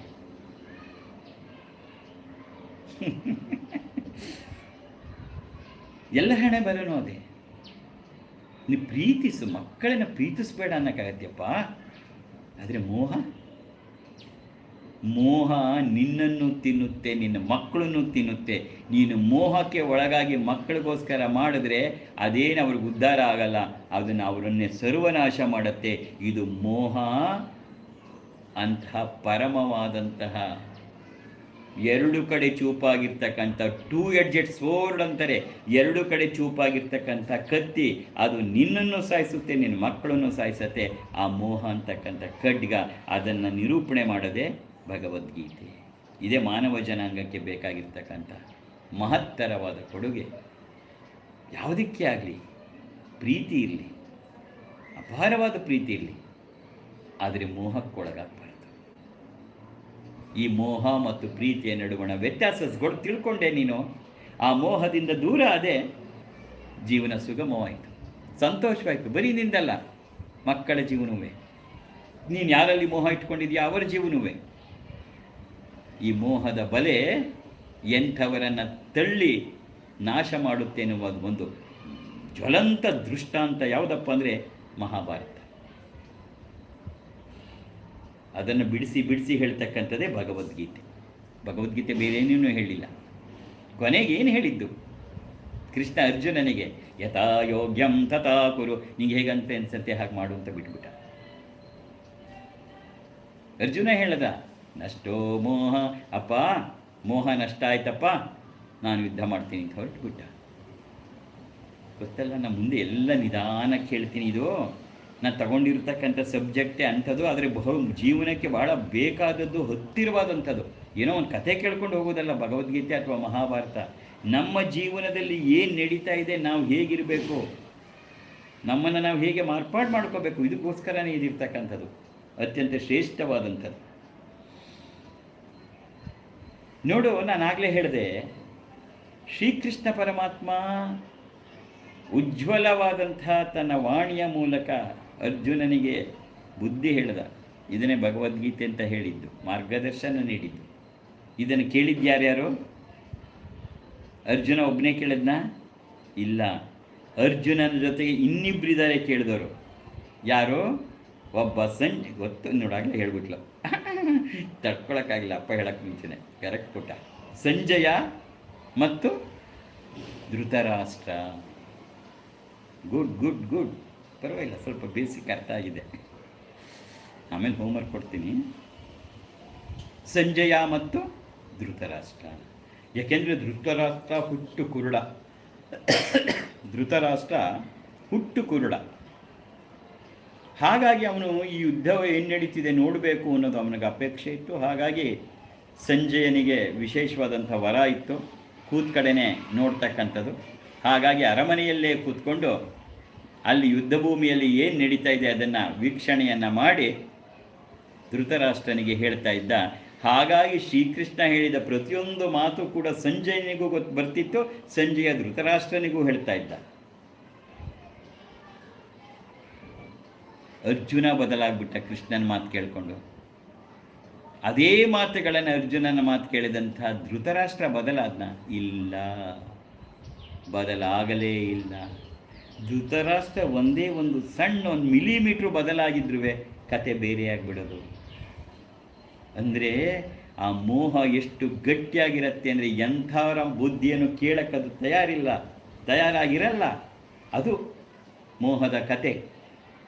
ಆ ಮೋಹ ಹೇಗೆ ನಮ್ಮನ್ನು ಕೊಲ್ಲುತ್ತೆ ಅಂದರೆ ಇಷ್ಟೇ. ಧೃತರಾಷ್ಟ್ರನಿಗೆ ಅದಷ್ಟು ವಾಣಿಯನ್ನು ಕೇಳಿದ್ದಾನೆ. 700 ಶ್ಲೋಕಗಳು ಕೃಷ್ಣ ಹೇಳಿದ್ದೆಲ್ಲ ಕೇಳಿದೆ. ಧೃತರಾಷ್ಟ್ರನಿಗೆ ಬಿದ್ದಿದೆ, ಆದರೆ ಮೋಹದ ಪರದೆ ಮುಚ್ಚಿಬಿಟ್ಟಿದೆ. ಏನು ಪರಿಣಾಮನೇ ಬೀರಲಿಲ್ಲ. ಕೊನೆಗಿಲ್ಲಿ ಏನಾಗತ್ತೆ, ಸಂಜಯ ಎದ್ದು ಹೊರಡಬೇಕು, ಎಲ್ಲವನ್ನ ಹೇಳಿ ಎದ್ದು ಹೊರಡುವಾಗ ಒಂದು ಮಾತು ಹೇಳಿಬಿಟ್ಟು ಹೋಗ್ತಾನೆ ಸಂಜಯ. ಯತ್ರ ಯೋಗೇಶ್ವರ ಕೃಷ್ಣ ಯತ್ರ ಪಾರ್ಥೋ ಧನುರ್ಧರ ತತ್ರ ಶ್ರೀ ವಿಜಯೋ ನೀತಿರ್ಮತಿರ್ಮಮ ಅಂದ್ಬಿಟ್ಟು ಹೊರಟೋಗ್ತಾನೆ ಸಂಜಯ. ಕೊನೆಗೂ ಅವನು ಒಂದು ಮಾತು ಹೇಳ್ತಾನೆ ನೋಡಿ, ಯತ್ರ ಯೋಗೇಶ್ವರ ಕೃಷ್ಣ, ಎಲ್ಲಿ ಯೋಗೇಶ್ವರನಾದ ಕೃಷ್ಣ ಇರ್ತಾನೆ, ಯತ್ರ ಪಾರ್ಥೋ ಧನುರ್ಧರ, ಯಾವ ಪಾರ್ಥ ಧನುರ್ಧಾರಿಯಾಗಿರ್ತಾನೆ, ಕೃಷ್ಣನೂ ಇದ್ದಾನೆ ಧನುರ್ಧಾರಿಯಾದ ಪಾರ್ಥನೆ, ತತ್ರ ವಿಜಯ, ಅಲ್ಲೇ ವಿಜಯ ಆಗತ್ತೆ, ಇದು ನನ್ನ ಮತ ಅಂತ ಎಚ್ಚರಿಕೆಯನ್ನು ಕೊಟ್ಟು ಹೋಗ್ತಾನೆ. ಆದರೂ ಧೃತರಾಷ್ಟ್ರ ಬದಲಾಗಲಿಲ್ಲ. ದೊಡ್ಡ ಬದಲಾವಣೆ ಬೇಡ, ಮೋಹದ ಒಂದಿಂಚು ಕಳಚಲಿಲ್ಲ. ಈ ಧೃತರಾಷ್ಟ್ರನ ಮೋಹವೇ ಇಡೀ ಮಹಾಭಾರತದ ಕುರುಕ್ಷೇತ್ರಕ್ಕೆ ಕಾರಣ ಆಗಿದ್ದು. ಕೇವಲ ದುರ್ಯೋಧನನ್ನ ಬೈಬೇಡ. ನಾವೆಲ್ಲ ಅಷ್ಟೇ, ಧೃತರಾಷ್ಟ್ರನನ್ನು ಮರೆತು, ಬೇಕೆಂದರೆ ಮೋಹ ಕಣ್ಣಿಗೆ ಕಾಣಲ್ಲ. ನಮ್ಮನ್ನೇ ಕೊಲ್ತಕ್ಕಂಥ, ಇತರರನ್ನು ನೋವಿಗೀಡು ಮಾಡ್ತಕ್ಕಂಥ ಮೋಹ ಕಣ್ಣಿಗೆ ಕಾಣಲ್ಲ. ಆದರೆ ಕೋಪ, ತಾಪ, ಅಟ್ಟಹಾಸ ಕಣ್ಣಿಗೆ ಕಾಣುತ್ತೆ, ನಾವು ಅವರನ್ನು ಬೈದು ಬಿಡ್ತೀವಿ ಅಷ್ಟೇ. ಆದರೆ ನಿಜವಾಗಿರ್ತಕ್ಕಂಥ ಮೋಹ ಈ ಜೀವನದಲ್ಲಿ ನಾವು ನೆಮ್ಮದಿಯಾಗಿ ಬದುಕಬೇಕಾದ್ರೆ ಇದು ಪಾಠ ಅಂತ ಕಲಿಸ್ತಾ ಇದೆ ಭಗವದ್ಗೀತೆ. ಏನೋ ಮೋಹವನ್ನು ತ್ಯಾಗ ಮಾಡು, ಪ್ರೀತಿಯನ್ನು ಬೆಳೆಸು. ನಾಳೆ ಹೇಳ್ತೀನಿ ನಿಮಗೆ ಇನ್ನೊಂದು ಮೋಹಕ್ಕೂ ಪ್ರೀತಿಗೂ ಹೇಗೆ ವ್ಯತ್ಯಾಸ ಅಂತ. ಪೂರ್ಣವಾಗಿ ಮಾಡೋದು ಕಷ್ಟ, ಆದರೆ ನನಗೆ ತೋಚಿದ್ದನ್ನು ಹೇಳ್ತೀನಿ. ಯಾಕೆಂದರೆ ಈ ಮೋಹಕ್ಕೂ ಮತ್ತು ಪ್ರೀತಿಗೂ ಒಂದು ತೆಳುವಾದ ಪರದೆ ಇರೋದು, ಬಹಳ ತೆಳುವಾದ ಪರದೆ. ಒಂದೊಂದ್ಸರಿ ಅದೇ ಮೋಹ ಅನಿಸುತ್ತೆ, ಒಂದೊಂದ್ಸರಿ ಅದೇ ಪ್ರೀತಿ ಅನಿಸುತ್ತೆ. ಏನು ಹೇಳು ಪುಟ, ಏನು ಹೇಳಿದ್ದು? ಎಲ್ಲ ಪ್ರೀತಿನೂ ಮೋಹನ ಅಂತ ಅಲ್ವಾ? ಆಗಲಿ, ನಾಳೆ ಹೇಳ್ತೀನಿ, ಇವತ್ತಿಗೆ ಮುಗಿಲ್ಲ. ನೀವು ಕೇಳಿ ಚೆನ್ನಾಗಿದೆ. ಎಲ್ಲ ಪ್ರೀತಿನೂ ಹಾಗಾದ್ರೆ ಮೋಹನ? ಇವಾಗ ನಾವೆಲ್ಲರೂ ಪ್ರೀತಿ ಮಾಡ್ತೀವಿ, ಗಂಡ ಹೆಂಡತಿ ಮಕ್ಕಳು ಮನೆ, ಎಲ್ಲ ಪ್ರೀತಿನೂ ಮೋಹನ ಅಂತ ಕೇಳ್ತಾ ಇದ್ದೀವಿ. Good question. ಎಲ್ಲ ಪ್ರೀತಿನೂ ಮೋಹ ಅಲ್ಲ, ಆದರೆ ಪ್ರೀತಿ ಒಳಗೆ ಮೋಹ ಸೇರಿಕೊಂಡಿರುತ್ತೆ, ಅದರಿಂದ ಹೊರಗೆ ಬರಬೇಕಷ್ಟೆ. ಇದು ಹೇಗೆ ಅಂದರೆ, ಮರಳು ಸಕ್ಕರೆ ಎರಡೂ ಬೆರೆಸಿರತ್ತೆ, ಸಕ್ಕರೆ ಮಾತ್ರ ಎತ್ಕೋಬೇಕು, ಮರಳಲ್ಲೇ ಬಿಡಬೇಕು. ಹಾಗೆ ಭಾಳ ಕಷ್ಟ. ಇದನ್ನೇ ಸಾಧನೆ ಅಂತ ಕರೀತಕ್ಕಂಥದ್ದು. ಆ ಸಾಧನೆಯನ್ನು ಮಾಡ್ತಾ ಮಾಡ್ತಾ ಗೊತ್ತಾಗತ್ತೆ. ನಾನು ನಿಮ್ಗೆ ಹೇಳ್ಕೊಡ್ತೀನಿ ಸಾಧನೆಗಳು ಅಂದರೆ ಏನು, ಏನು ಮಾಡಬೇಕು ಅಂತ. ಇರಲಿ, ವಿಷಾಂತರ ಮಾಡೋದು ಬೇಡ. ಅದರಿಂದ ಇಡೀ ಆ ಮೋಹವನ್ನು, ಆಯ್ತಪ್ಪ, ಧೃತರಾಷ್ಟ್ರನ ಮೋಹವೇ ಕಾರಣ ಆಯಿತು. ಆದರೆ ಇವತ್ತೊಂದು ಕ್ಲಾಸ್ ಆಗಲೇ ಅರ್ಧ ಗಂಟೆ ಆಗೇ ಹೋಯಿತು. ಈಗ ಒಂದು ಪ್ರಶ್ನೆ ನಿನ್ನ ಮನಸ್ಸಿಗೆ, ಎಲ್ಲರ ಮನಸ್ಸಿಗೂ ಮುಗಿಯುತ್ತೆ. ಮಹಾಭಾರತದಂತಹ ಶ್ರೇಷ್ಠ ಕೃತಿಯನ್ನು ತನ್ಮೂಲಕ ಅದರೊಳಗಿರ್ತಕ್ಕಂತಹ ಭಗವದ್ಗೀತೆಯನ್ನು ವ್ಯಾಸರು ಯಾಕೆ ಹೇಳಿದ್ರು, ಯಾಕೆ ಬರೋದ್ರು? ಈಗ ನಿನಗೆ ಗೊತ್ತಿದೆ, ಅವರು ಮಹಾಭಾರತದ ದಿವ್ಯವಾದ ಪಂಚಮ ವೇದ ಬರೆಯೋಕ್ಕೆ ಮುಂಚೆನೆಯ ಮಹತ್ತರ ಕಾರ್ಯ ನಡೆದು ಹೋಗಿತ್ತು. ಯಾವುದೋ ವೇದಗಳನ್ನು ವಿಂಗಡಿಸಿದ್ರು, ಅದಕ್ಕೆ ಅವರು ವೇದವ್ಯಾಸರಾಗಿದ್ದರು. ಇಂಥ ಮಹತ್ ಕಾರ್ಯವನ್ನು ಮಾಡಿದವರು ಈ ಪಂಚಮ ವೇದವನ್ನು ಬರೆಯೋ ಅಗತ್ಯ ಇತ್ತ? ಜನರಿಗೆ ತಿಳಿಸುವ ಅಗತ್ಯ ಇತ್ತ? ಏನಾದ್ರು ಟೈಮ್ ಪಾಸಿಗೆ ಬರೋದ್ರ? ಅಲ್ಲ ಮಗು. ಈ ಮಾರ್ಗದರ್ಶನ ಇರ್ತಕ್ಕಂಥದ್ದು ಅವರಿಗೆ ಗೋಚರ. ಅವರಿದ್ದಿದ್ದು ಕೂಡ ದ್ವಾಪರ ಯುಗದಲ್ಲಿ. ವ್ಯಾಸರಿದ್ದು ಯಾವ ಕಾಲದಲ್ಲಿ? ದ್ವಾಪರ ಯುಗದ ಕಾಲದಲ್ಲಿ. ಇಲ್ಲಿ ಬಹು ಕ್ಲಿಷ್ಟವಾದಂಥದ್ದಿದೆ ದ್ವಾಪರ ಯುಗದಲ್ಲಿ. ದ್ವಾಪರ ಯುಗ ಮುಗಿದು ಕಲಿಯುಗ ಬರ್ತಾ ಇರೋ ಸಮಯ. ಅವರಿಗೆ ಗೊತ್ತಾಯಿತು ಭವಿಷ್ಯ. ಮಹಾಜ್ಞಾನಿಗಳಲ್ಲಿ ವ್ಯಾಸರು ಈ ಮುಂದೆ ಕಲಿಕಾಲ ಬರುತ್ತೆ, ಮನುಷ್ಯನ ಸ್ಥಿತಿಗೆ ಎಷ್ಟು ದಾರುಣವಾಗಿರುತ್ತೆ, ಅವನ ಪರಿಸ್ಥಿತಿ ಏನು ಅನ್ನೋದು ಇವರು ಹೃದಯಕ್ಕೆ ಬರ್ತಾಯಿತ್ತು. ಆಗಲೇ ಇನ್ನೇನು ದ್ವಾಪರ ಯುಗ ಮುಗೀತಾ ಬಂತು, ಇನ್ನೇನು ಪ್ರವೇಶ ಆಗಬೇಕು, ಕಲಿಯುಗದ ಪ್ರಾರಂಭ ಆಗಬೇಕು. ಆಗ ಗೊತ್ತವರಿಗೆ, ನೋಡ್ತಾ ಇದ್ದಾರೆ, ಅವರಿಗೆ ಮುಂದೆ ನೀವು ಆಲೋಚನೆಗಳು ಬರ್ತಾ ಇದೆ. ಕಲಿಯುಗದಲ್ಲಿ ಆ ಮನುಷ್ಯರ ಬುದ್ಧಿಶಕ್ತಿ, ಆಯಸ್ಸು, ಧರ್ಮ ಎಲ್ಲ ಕಡಿಮೆ ಆಗತ್ತೆ ಅಂತ ಗೊತ್ತಾಯಿತು. ಮನುಷ್ಯನ ಆಯಸ್ಸು, ಅವನ ಜ್ಞಾನ, ಬುದ್ಧಿಶಕ್ತಿ ಎಲ್ಲ ಕಡಿಮೆ ಆಗತ್ತೆ ಅಂತ. ಅಯ್ಯೋ, ತೀರಾ ಹಾಳಾಗ್ಬಿಡ್ತಾರಲ್ಲ ಅಂತ ಆ ಕವಿ ಹೃದಯ, ಋಷಿ ಹೃದಯ ನೊಂದ್ಕೊಂಡು. ಹಾಗಾಗಿ ಅವರಿಗೋಸ್ಕರ ಧರ್ಮ, ಅರ್ಥ, ಕಾಮ, ಈ ಮೋಕ್ಷದ ಜ್ಞಾನವನ್ನು ಸುಲಭವಾಗಿ ಅರ್ಥ ಮಾಡ್ಕೊಳ್ಳೋಕ್ಕೆ ಒಂದು ಇತಿಹಾಸ ಬೇಕು ಅಂತ ಅನ್ನಿಸ್ತು. ಧರ್ಮ, ಅರ್ಥ, ಕಾಮ, ಮೋಕ್ಷ, ಚತುರ್ವಿಧ ಫಲಪುರುಷಾರ್ಥ, ಇದನ್ನು ಸರಿಯಾದ ರೀತಿಯಲ್ಲಿ ಕಲಿಯುಗದ ಜನ ಅರ್ಥ ಮಾಡ್ಕೋಬೇಕಾದ್ರೆ ಒಂದು ಕತೆ ಬರಿಬೇಕು ಅನ್ನಿಸ್ಲಿಲ್ಲ, ಇತಿಹಾಸವನ್ನು ರಚಿಸಬೇಕು ಅನ್ನಿಸ್ತು. ಅಪ್ಪನ ಮಾತು ಅರ್ಥ ಆಗ್ತಾ ಇದೆಯಾ? ಇತಿಹಾಸವನ್ನು, ಕಥೆಯನ್ನಲ್ಲ ಇದು. ಅದರಿಂದ ನಿನಗೆ ಗೊತ್ತಾಗಬೇಕು, ಮಹಾಭಾರತ ಕಥೆ ಅಲ್ಲ, ಮಹಾಭಾರತ ಇಸ್ ಎ ಹಿಸ್ಟ್ರಿ. ಇತಿಹಾಸವನ್ನು ರಚಿಸಬೇಕು ಅನ್ನಿಸ್ತು. ಯಾಕೆ? ಕಲಿಯುಗದಲ್ಲಿ ಮುಂದೆ ಹೀಗೆಲ್ಲ ಆಗೋಗುತ್ತೆ, ಬುದ್ಧಿಶಕ್ತಿ, ಆಯಶಕ್ತಿ, ಆ ಚಿಂತನಶೀಲತೆ, ಧರ್ಮಶಕ್ತಿ ಎಲ್ಲ ಕುಂದು ಹೋಗ್ಬಿಡತ್ತೆ. ಅದರಿಂದ ಅದನ್ನು ತಿಳಿಸಿಕೊಡುವ ನಮ್ಮ ಇತಿಹಾಸವನ್ನು ಬರಿಬೇಕು ಅನಿಸುತ್ತೆ. ಆವಾಗ ಅವರದ್ದು ಪ್ರಾರಂಭ ಆಗುತ್ತೆ. ವೇದವ್ಯಾಸರು ಇಡೀ ಮಹಾಭಾರತದ ಕಥೆಯನ್ನು ತಮ್ಮ ದಿವ್ಯ ದೃಷ್ಟಿಯಿಂದ ಅರ್ಥ ಮಾಡ್ಕೋತಾರೆ. ಅವಳಿಗೆ ಯಾವಾಗ ಅವರ ದಿವ್ಯ ದೃಷ್ಟಿಗೆ ಅರ್ಥ ಆಗುತ್ತೆ, ಬ್ರಹ್ಮದೇವ ಎದುರುಗಡೆ ನಿಂತು ಹೇಳ್ತಾನೆ, ಹೌದು, ಕಲಿಯುಗಕ್ಕೆ ಇದು ಬಹಳ ಬೇಕಾಗತ್ತೆ, ನೀನಿದರ ರಚನೆಯನ್ನು ಮಾಡು ಅಂತ ಹೇಳಿದಾಗ ವೇದವ್ಯಾಸರು ಅನ್ಕೋತಾರೆ, ನಾನು ಹೇಳ್ತೀನಿ, ಆದರೆ ಬರೆಯೋರು ಯಾರು? ಆಗ ಬ್ರಹ್ಮದೇವನೇ ಹೇಳ್ತಾನೆ, ಆಯಿತು, ಗಣಪತಿಯನ್ನು ನೀನು ಇದನ್ನು ಬರೆಯೋಕ್ಕೆ ಒಪ್ಪಿಸು ಅಂತ. ಯಾವುದನ್ನು ಬರೀ ಭಗವದ್ಗೀತೆ ಅಲ್ಲ, ಮಹಾಭಾರತದ ಬಗ್ಗೆ ನಾನು ಮಾತಾಡ್ತಿರೋದು, ಇನ್ನೂ ಭಗವದ್ಗೀತೆಗೆ ಬಂದಿಲ್ಲ.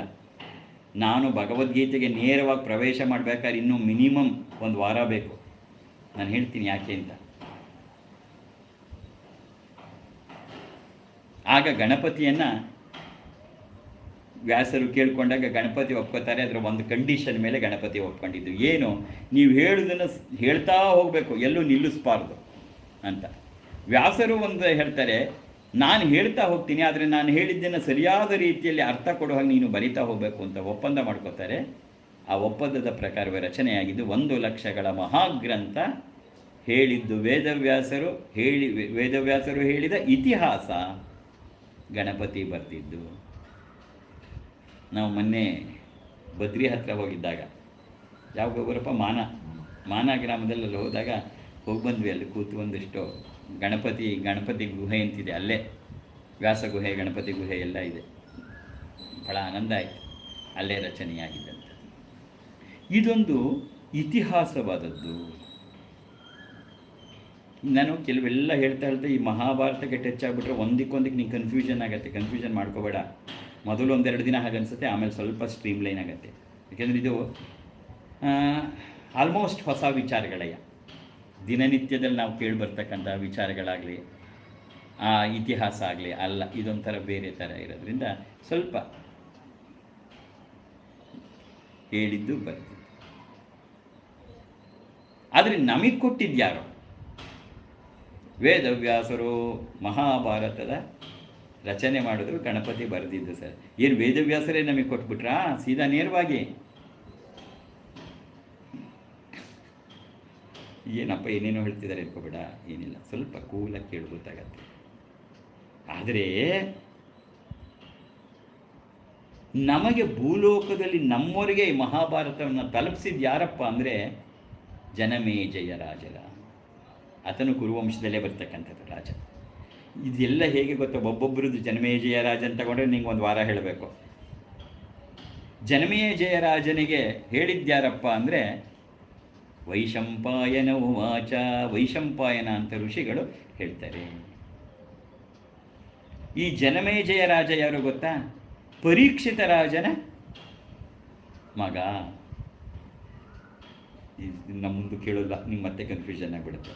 ಪರೀಕ್ಷಿತ ರಾಜ ಯಾರೋ ಅದನ್ನು ನಾವು ಇನ್ನೊಂದ್ಸರಿ ಹೇಳ್ತೀನಿ. ಆತನಿಗೆ ನಡೆದಿದ್ದಿಲ್ಲ ಭಾಗವತದ ಸಮಯದಲ್ಲಿ ಬರುತ್ತೆ. ಇನ್ನೊಂದ್ಸರಿ ನಿಧಾನ ಕೇಳೋಣ. ಒಂದೇ ದಿನ ಹೇಳಿದ್ರೆ ಒಟ್ಟಲ್ಲಿ ನಮಗೆ ಕೊಟ್ಟಿದ್ಯಾರಪ್ಪ ಅಂದರೆ ವೈಶಂಪಾಯನರು ಜನಮೇಜಯ ಕೇಳ್ಕೊತಾನೆ, ನನ್ನ ವಂಶದ ಚರಿತ್ರೆಯನ್ನು ನಾನು ಕೇಳಬೇಕು ಅಂದಾಗ ಈಗಾಗಲೇ ವೇದವ್ಯಾಸರು ನೀಡಿದ್ದನ್ನು ವೈಶಂಪಾಯನರು ಜನಮೇಜಯ ರಾಜನಿಗೆ ಹೇಳ್ತಾರೆ.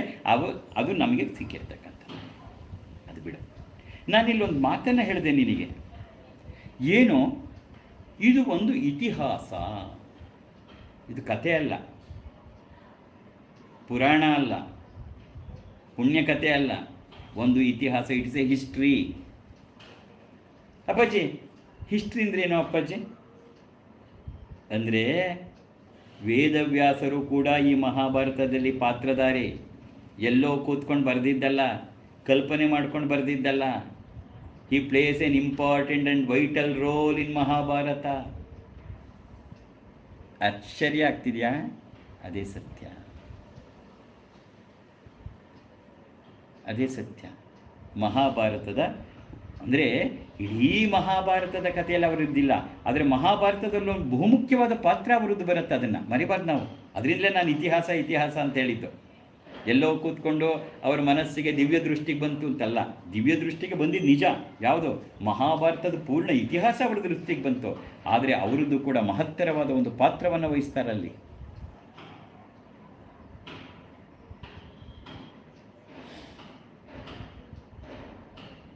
ಯಾಕೆ ಗೊತ್ತಾ? ಈಗ ತಾನೇ ಹೇಳಿದ್ವಲ್ಲ, ಮೋಹಕ್ಕೆ ಕಾರಣ ಧೃತರಾಷ್ಟ್ರ ಅಂತ. ಆ ಧೃತರಾಷ್ಟ್ರನ ಜನ್ಮಕ್ಕೆ ಕಾರಣರಾದವರೇ ವೇದವ್ಯಾಸರು.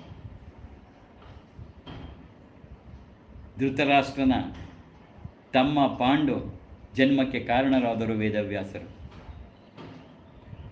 ಇವರಿಬ್ಬರ ಜೊತೆ ಬಂದಂಥ ವಿದುರ, ಅವನ ಜನ್ಮಕ್ಕೆ ಕಾರಣರಾದರು ವೇದವ್ಯಾಸರು. ಹಾಗಾಗಿ ಇದೊಂದು ಅವರ ಪಾತ್ರ ಇದೆ ಇದರೊಳಗೆ, ಬಹಳ ವಿಶೇಷವಾದದ್ದು. ಇದನ್ನು ಕೇಳ್ತಾ ಹೋಗಬೇಕು ಮಗು. ಯಾಕೆ ಅಂತ ಹೇಳಿದ್ರೆ ಬರೀ ಭಗವದ್ಗೀತೆ ಹೇಳಿಬಿಟ್ರೆ ಒಂದು ತತ್ವ ಆಗೋಯ್ತು. ನಾವು ಭಗವದ್ಗೀತೆಯನ್ನು ಮಹಾಭಾರತದ ಹಿನ್ನೆಲೆಯಲ್ಲಿ ನೋಡಬೇಕು. ಧೃತರಾಷ್ಟ್ರ ಸರಿ, ಧೃತರಾಷ್ಟ್ರ ಹಾಗಾಗ ಕಾರಣ ಏನು ಅಲ್ವಾ? ಇದಕ್ಕಿದ್ದ ಹಾಗೆ ಧೃತರಾಷ್ಟ್ರಂಗೆ ಮೋಹ ಬರಲಿಲ್ಲ. ಹಾಗಾದರೆ ಧೃತರಾಷ್ಟ್ರನ ಹಿನ್ನೆಲೆ ಏನು? ಧೃತರಾಷ್ಟ್ರನ ಅಪ್ಪನ ಹಿನ್ನೆಲೆ ಏನು? ಈಗ ಯಾರಿಗಾರು ಡಾಕ್ಟ್ರುಗಳು ಕೇಳ್ತಾರೆ, ಶುಗರ್ ಇದೆ ಅಂದರೆ ನಿಮ್ಮ ಮನೇಲಿ ಯಾರಿಗಾರು ಇತ್ತಾ ಅಂತ ಕೇಳ್ತಾರೆ. ಫಸ್ಟ್ ಕೇಳೋ ಕ್ವಶನ್ನೇ ಅದು. ಹಾಗೆ ನೀನಿದೆ ಅಂತಂದರೆ ಹಾಗಾದ್ರೆ ನಿಮ್ಮ ಮನೇಲಿ ಯಾರಿಗಿತ್ತು ಅಂತ. ನಾವು ಪೂರ್ಣವಾಗಿ ಆ ಪ್ರಾರಂಭದಿಂದ ನಾನು ಹೇಳೋಕ್ಕಾಗಲ್ಲ, ಹೇಳೋದು ಇಲ್ಲ. ಹೇಳೋದು ನಿನ್ನ ತಲೆ ಕೆಟ್ಟು ಹೋಗ್ಬಿಡುತ್ತೆ ಅಂತ ಗೊತ್ತು. ಮಧ್ಯಭಾಗದಿಂದಾದರೂ ಆ ಮಹಾಭಾರತದಲ್ಲಿ ಒಂದೊಂದು ರೀತಿಯಲ್ಲಿ ಹೇಗೆ ಇಳ್ಕೊಂಡು ಧೃತರಾಷ್ಟ್ರನವರೆಗೂ ಬಂತೋ ಅದು ಇಷ್ಟಕ್ಕೆಲ್ಲ ಹೇಗೆ ಕಾರಣ ಆಯಿತು ಅನ್ನೋದನ್ನು ತಿಳ್ಕೊಂಡು ಆಮೇಲೆ ನೀವು ಭಗವದ್ಗೀತೆ ಕೇಳಿದ್ರೆ ಹಬ್ಬ ನಮ್ಮ ಜೀವನಕ್ಕೆ ಮಾರ್ಗದರ್ಶನ ಆಯ್ತು. ಹಾಗಾಗಿ ನಾನು ನಿಧಾನ ಕೇಳ್ತಾ ಹೋಗ್ತೀನಿ. ಒಂದೊಂದು ಘಟನೆಗಳನ್ನು ತಗೊಂಡು ಮಹಾಭಾರತದ ಘಟನೆಗಳನ್ನೇ ಹೇಳ್ತೀನಿ. ಹೇಳಲೇಬೇಕಾದ ಅನಿವಾರ್ಯನೂ ನನಗಿದೆ. ಯಾಕೆ ಅಂದರೆ ಈ ಬೆಂಗಳೂರಲ್ಲಿ ನಮ್ಮ ದುರ್ಗಾ ಸಂಸ್ಥಾನದೆಲ್ಲ ನೋಡ್ಕೋತಾ ಇದ್ದಾರೆ ಇಂಜಿನಿಯರು. ಅವರು ಇಂಜಿನಿಯರ್ ಬೇರೆದರಲ್ಲಿ ಸಾಫ್ಟ್ವೇರು. ನಮಗೆ ಪ್ರತಿ ಶುಕ್ರವಾರ ಶನಿವಾರ ಬರ್ತಾರೆ. ಚಂದ್ರು ಅಂತ ನಿಂಗೆ ಗೊತ್ತಿರಬೇಕು, ಚಂದ್ರಶೇಖರು, ನಾವು ಚಂದ್ರು ಅಂತ, ಶ್ವೇತಾ ಚಂದ್ರಶೇಖರು. ಅವರು ಏನು ಮಾಡಿದ್ರು, ಇದ್ದಕ್ಕಿದ್ದ ಹಾಗೆ ಒಂದು ಸರಿ ಮೈಸೂರಿಗೆ ಬಂದರು. ಈಗ ರೀಸೆಂಟಾಗಿ ಒಂದು ದೊಡ್ಡ ಬಾಕ್ಸ್ ತಂದುಬಿಟ್ಟು ಅಪ್ಪಾಜಿ ಮುಂದೆ ಇಟ್ಬಿಟ್ಟು, ಅಪ್ಪಾಜಿ ಇದು ನಿಮಗೆ ಅಂಥೇಳಿ ನಮಸ್ಕಾರ ಮಾಡಿಬಿಟ್ರಿ ಇಬ್ಬರೂ. ನಾನು ಏನಪ್ಪ ಇದು ಅಂದೆ. ಏನಿಲ್ಲ ಅಪ್ಪಾಜಿ, 32 ಸಂಪುಟಗಳಲ್ಲಿ ಮಹಾಭಾರತದ ಗ್ರಂಥ ಇದೆ, ಇದನ್ನು ನೀವು ನಮಗೆ ಬೋಧಿಸ್ಬೇಕು, ನಮಗೆ ಹೇಳಬೇಕು ಅಂದ್ಬಿಟ್ಟು ಹೊರಟೋಗ್ಬಿಟ್ರು. 32 ಸಂಪುಟಗಳು, 32 ಬುಕ್ಸ್ ಕಂಟೈನಿಂಗ್ 1 lakh ಶ್ಲೋಕಾಸ್. ಅಂದೆ ಆಗ್ಲಪ್ಪ, ಈ ಜೀವಿತದ ಕಾಲದಲ್ಲಿ ನಾನು ಎಷ್ಟಾಗತ್ತೆ ಅಷ್ಟನ್ನು ಹೇಳ್ತೀನಿ, ಒಳ್ಳೆ ಕೆಲಸ ಮಾಡಿದ್ರಿ, ಹೋಗಿ ಅಂತ ಅವ್ರಿಗೆ ಆಶೀರ್ವಾದ ಮಾಡೋಣ ಕೊಟ್ಕೊಳ್ಳು. ಈಗ ಅದನ್ನೆಲ್ಲ ನೀನು ಮತ್ತೊಂದು ಸರಿ ಎಲ್ಲ ಗ್ಲಾನ್ಸ್ ಮಾಡಿ ನಿನಗೆ ತಿಳಿಸ್ಬೇಕಾದಂಥ ಜವಾಬ್ದಾರಿ ನಾನಿದೆ. ಎಲ್ಲಿಂದ ಶುರು ಮಾಡ್ಕೋಬೇಕು ಅನ್ನೋದು ನನಗೆ ಇದೆ. ಏಕೆಂದರೆ ಎಲ್ಲವೂ ಮುಖ್ಯವೇ. ಇಲ್ಲಿ ಯಾವುದನ್ನು ಬಿಟ್ಟು ಯಾವುದೋ ಒಂದು ಇದರಲ್ಲಿ ನಾವು ಮಾಡ್ಕೋತೀವಿ ಅಂತ ಹೇಳೋಕ್ಕಾಗಲ್ಲ. ಎಲ್ಲವೂ ಕೂಡ ಬಹಳ ಮುಖ್ಯ ಮೊದಲಿಂದನೂ. ವಾಸ್ತವವಾಗಿ ಇದು ನಾನು ಇದನ್ನು ಎಕ್ಸ್ಪ್ಲೈನ್ ಮಾಡಲ್ಲ, ಸುಮ್ಮನೆ ನಿನ್ನ ಗಮನಕ್ಕೆ ಕೇಳ್ಕೊ. ಈಗಲೇ ಕನ್ಫ್ಯೂಷನ್ ಆಗಿಬಿಡ್ಬೇಡ, ಏನಪ್ಪ ಅಪ್ಪಾಜಿ ಭಗವದ್ಗೀತೆ ಹೇಳ್ತೀರಿ ಅಂತ ಏನೇನೋ ನಾವು ಮಹಾಭಾರತ ಹೇಳಿ ಕನ್ಫ್ಯೂಷನ್ ಮಾಡ್ತಾ ಇಲ್ಲ. ಇದು ಪ್ರಾರಂಭ ಆಗಿದ್ದು ನಮ್ಮ ರಾಮನನ್ನು ನಾವೇನು ಕೊಡ್ತಾ ಇರ್ತೀವಿ, ಸೂರ್ಯವಂಶ, ಇಕ್ಷ್ವಾಕು ವಂಶ ಅಂತ ಕರಿತೀವಿ. ಹಾಗೆ ಮಹಾಭಾರತ ಬಂದಿದ್ದು ಚಂದ್ರವಂಶದಿಂದ. ಮೂಲ ಪುರುಷ ಯಾರಪ್ಪ ಅಂದರೆ ಬ್ರಹ್ಮದೇವ. ಆ ಬ್ರಹ್ಮದೇವನ ಮಾನಸ ಪುತ್ರ ಯಾರಪ್ಪ ಅಂದರೆ ಅತ್ರಿ ಅನುಸೂಯ. ನಾನು ದತ್ತಾತ್ರೇಯರ ಕಥೆ ಹೇಳುವಾಗ ಹೇಳಿದ್ದೀನಿ, ಅತ್ರಿ ಅನುಸೂಯ. ಈ ಅತ್ರಿಗಳು ಬ್ರಹ್ಮನ ಮಾನಸ ಪುತ್ರರು. ಈ ಅತ್ರಿ ಮಹರ್ಷಿಗಳ ಪುತ್ರನೇ ಚಂದ್ರ ಅಂತ. ನಿಮ್ಗೆ ಅದನ್ನು ತಿಳ್ಕೋಬೇಕು ಅಂತಿದ್ರೆ ಅದನ್ನು ಹೇಳ್ತೀನಿ ಮುಂದೆ, ಒಂದೇ ದಿನ ಹೇಳಿ ನಿಂಗೆ ಮಾಡಲ್ಲ. ಚಂದ್ರ ಅಂತ ಈ ಚಂದ್ರನ ಅದರಿಂದನೇ ಚಂದ್ರವಂಶ ಅಂತ ಕರೆಯೋದು. ಈ ಚಂದ್ರವಂಶದ ರಾಜ ಚಂದ್ರನ ಮಗ ಯಾರಪ್ಪ ಅಂದರೆ ಅವನ ಹೆಸರು ಬುಧ. ಬುಧಗ್ರಹ ಇದೆಯಲ್ಲ, ಆ ಬುಧ ಅಲ್ಲ, ಆತನ ಹೆಸರು ಬುಧ ಅಂತ. ಅಲ್ಲಿಯಿಂದ ಇದು ಮುಂದುವರಿತಾ ಬರುತ್ತೆ. ನಾನು ವಾಸ್ತವವಾಗಿ ಅಲ್ಲಿಂದ ಬಂದರೆ ನಿನಗೆ ದೊಡ್ಡ ದೊಡ್ಡ ಮಹಾಪ್ರಸಂಗಗಳಿದೆ, ಅದು ಮೈರೋಚಕವಾಗುವ ಪ್ರಸಂಗಗಳು. ನಹುಷ ಅಂತಕ್ಕಂಥ ಮಹಾರಾಜ ಇಲ್ಲಿಂದನೇ ಮುಂದೆ 3ನೇದೋ 4ನೇದೋ ತಲೆಯಲ್ಲಿ ಬರ್ತಾನೆ. ಅವನು ಮಹಾಯಜ್ಞಗಳನ್ನು ಮಾಡಿ ಇಂದ್ರ ಪದವಿಗೆ ಇರ್ತಾನೆ, ಅದನ್ನು ಕಳ್ಕೊತಾನೆ. ಅದೆಲ್ಲ ನಿಂಗೆ ಹೇಳ್ತೀನಿ ಒಂದೊಂದು ಘಟನೆಯಾಗಿ. ಈ ಜೀವಿತಾವಧಿಯಲ್ಲಿ ಎಷ್ಟು ಹೇಳ್ಬೋದು ಎಲ್ಲವನ್ನೂ ಹೇಳೋಗ್ತೀನಿ. ನಹುಷ, ಆ ನಹುಷನ ಮಗನೇ ಯಯಾತಿ. ಈ ಯಯಾತಿ ಯಾರೋ, ಎಲ್ಲವನ್ನು ನಾನು ಇನ್ನೂ ಅನುಭವಿಸ್ಬೇಕು, ಏನು ಹೆಣ್ಣಿನ ಸಂಪರ್ಕವನ್ನು, ಎಲ್ಲವನ್ನ ಭೋಗವನ್ನು, ನಾನು ವಯಸ್ಸಾಗಿ ಹೋಗ್ತಿದ್ದೆ, ಇನ್ನೇನು ಮಾಡಲಿ. ಕೊನೆಗೆ ತನ್ನ ಮಗನೇ ತನ್ನ ಆಯಸ್ಸನ್ನು ಕೊಡ್ತಾನೆ ಯಯಾತಿಗೆ. ಇದೆಲ್ಲ ಕತೆ ತುಂಬ ಚೆನ್ನಾಗಿದೆ ಮಗು, ಬರೀ ಕತೆ ಅಲ್ಲ, ನಮ್ಮ ಜೀವನಕ್ಕೆ ಮಾರ್ಗದರ್ಶನ. ಯಯಾತಿ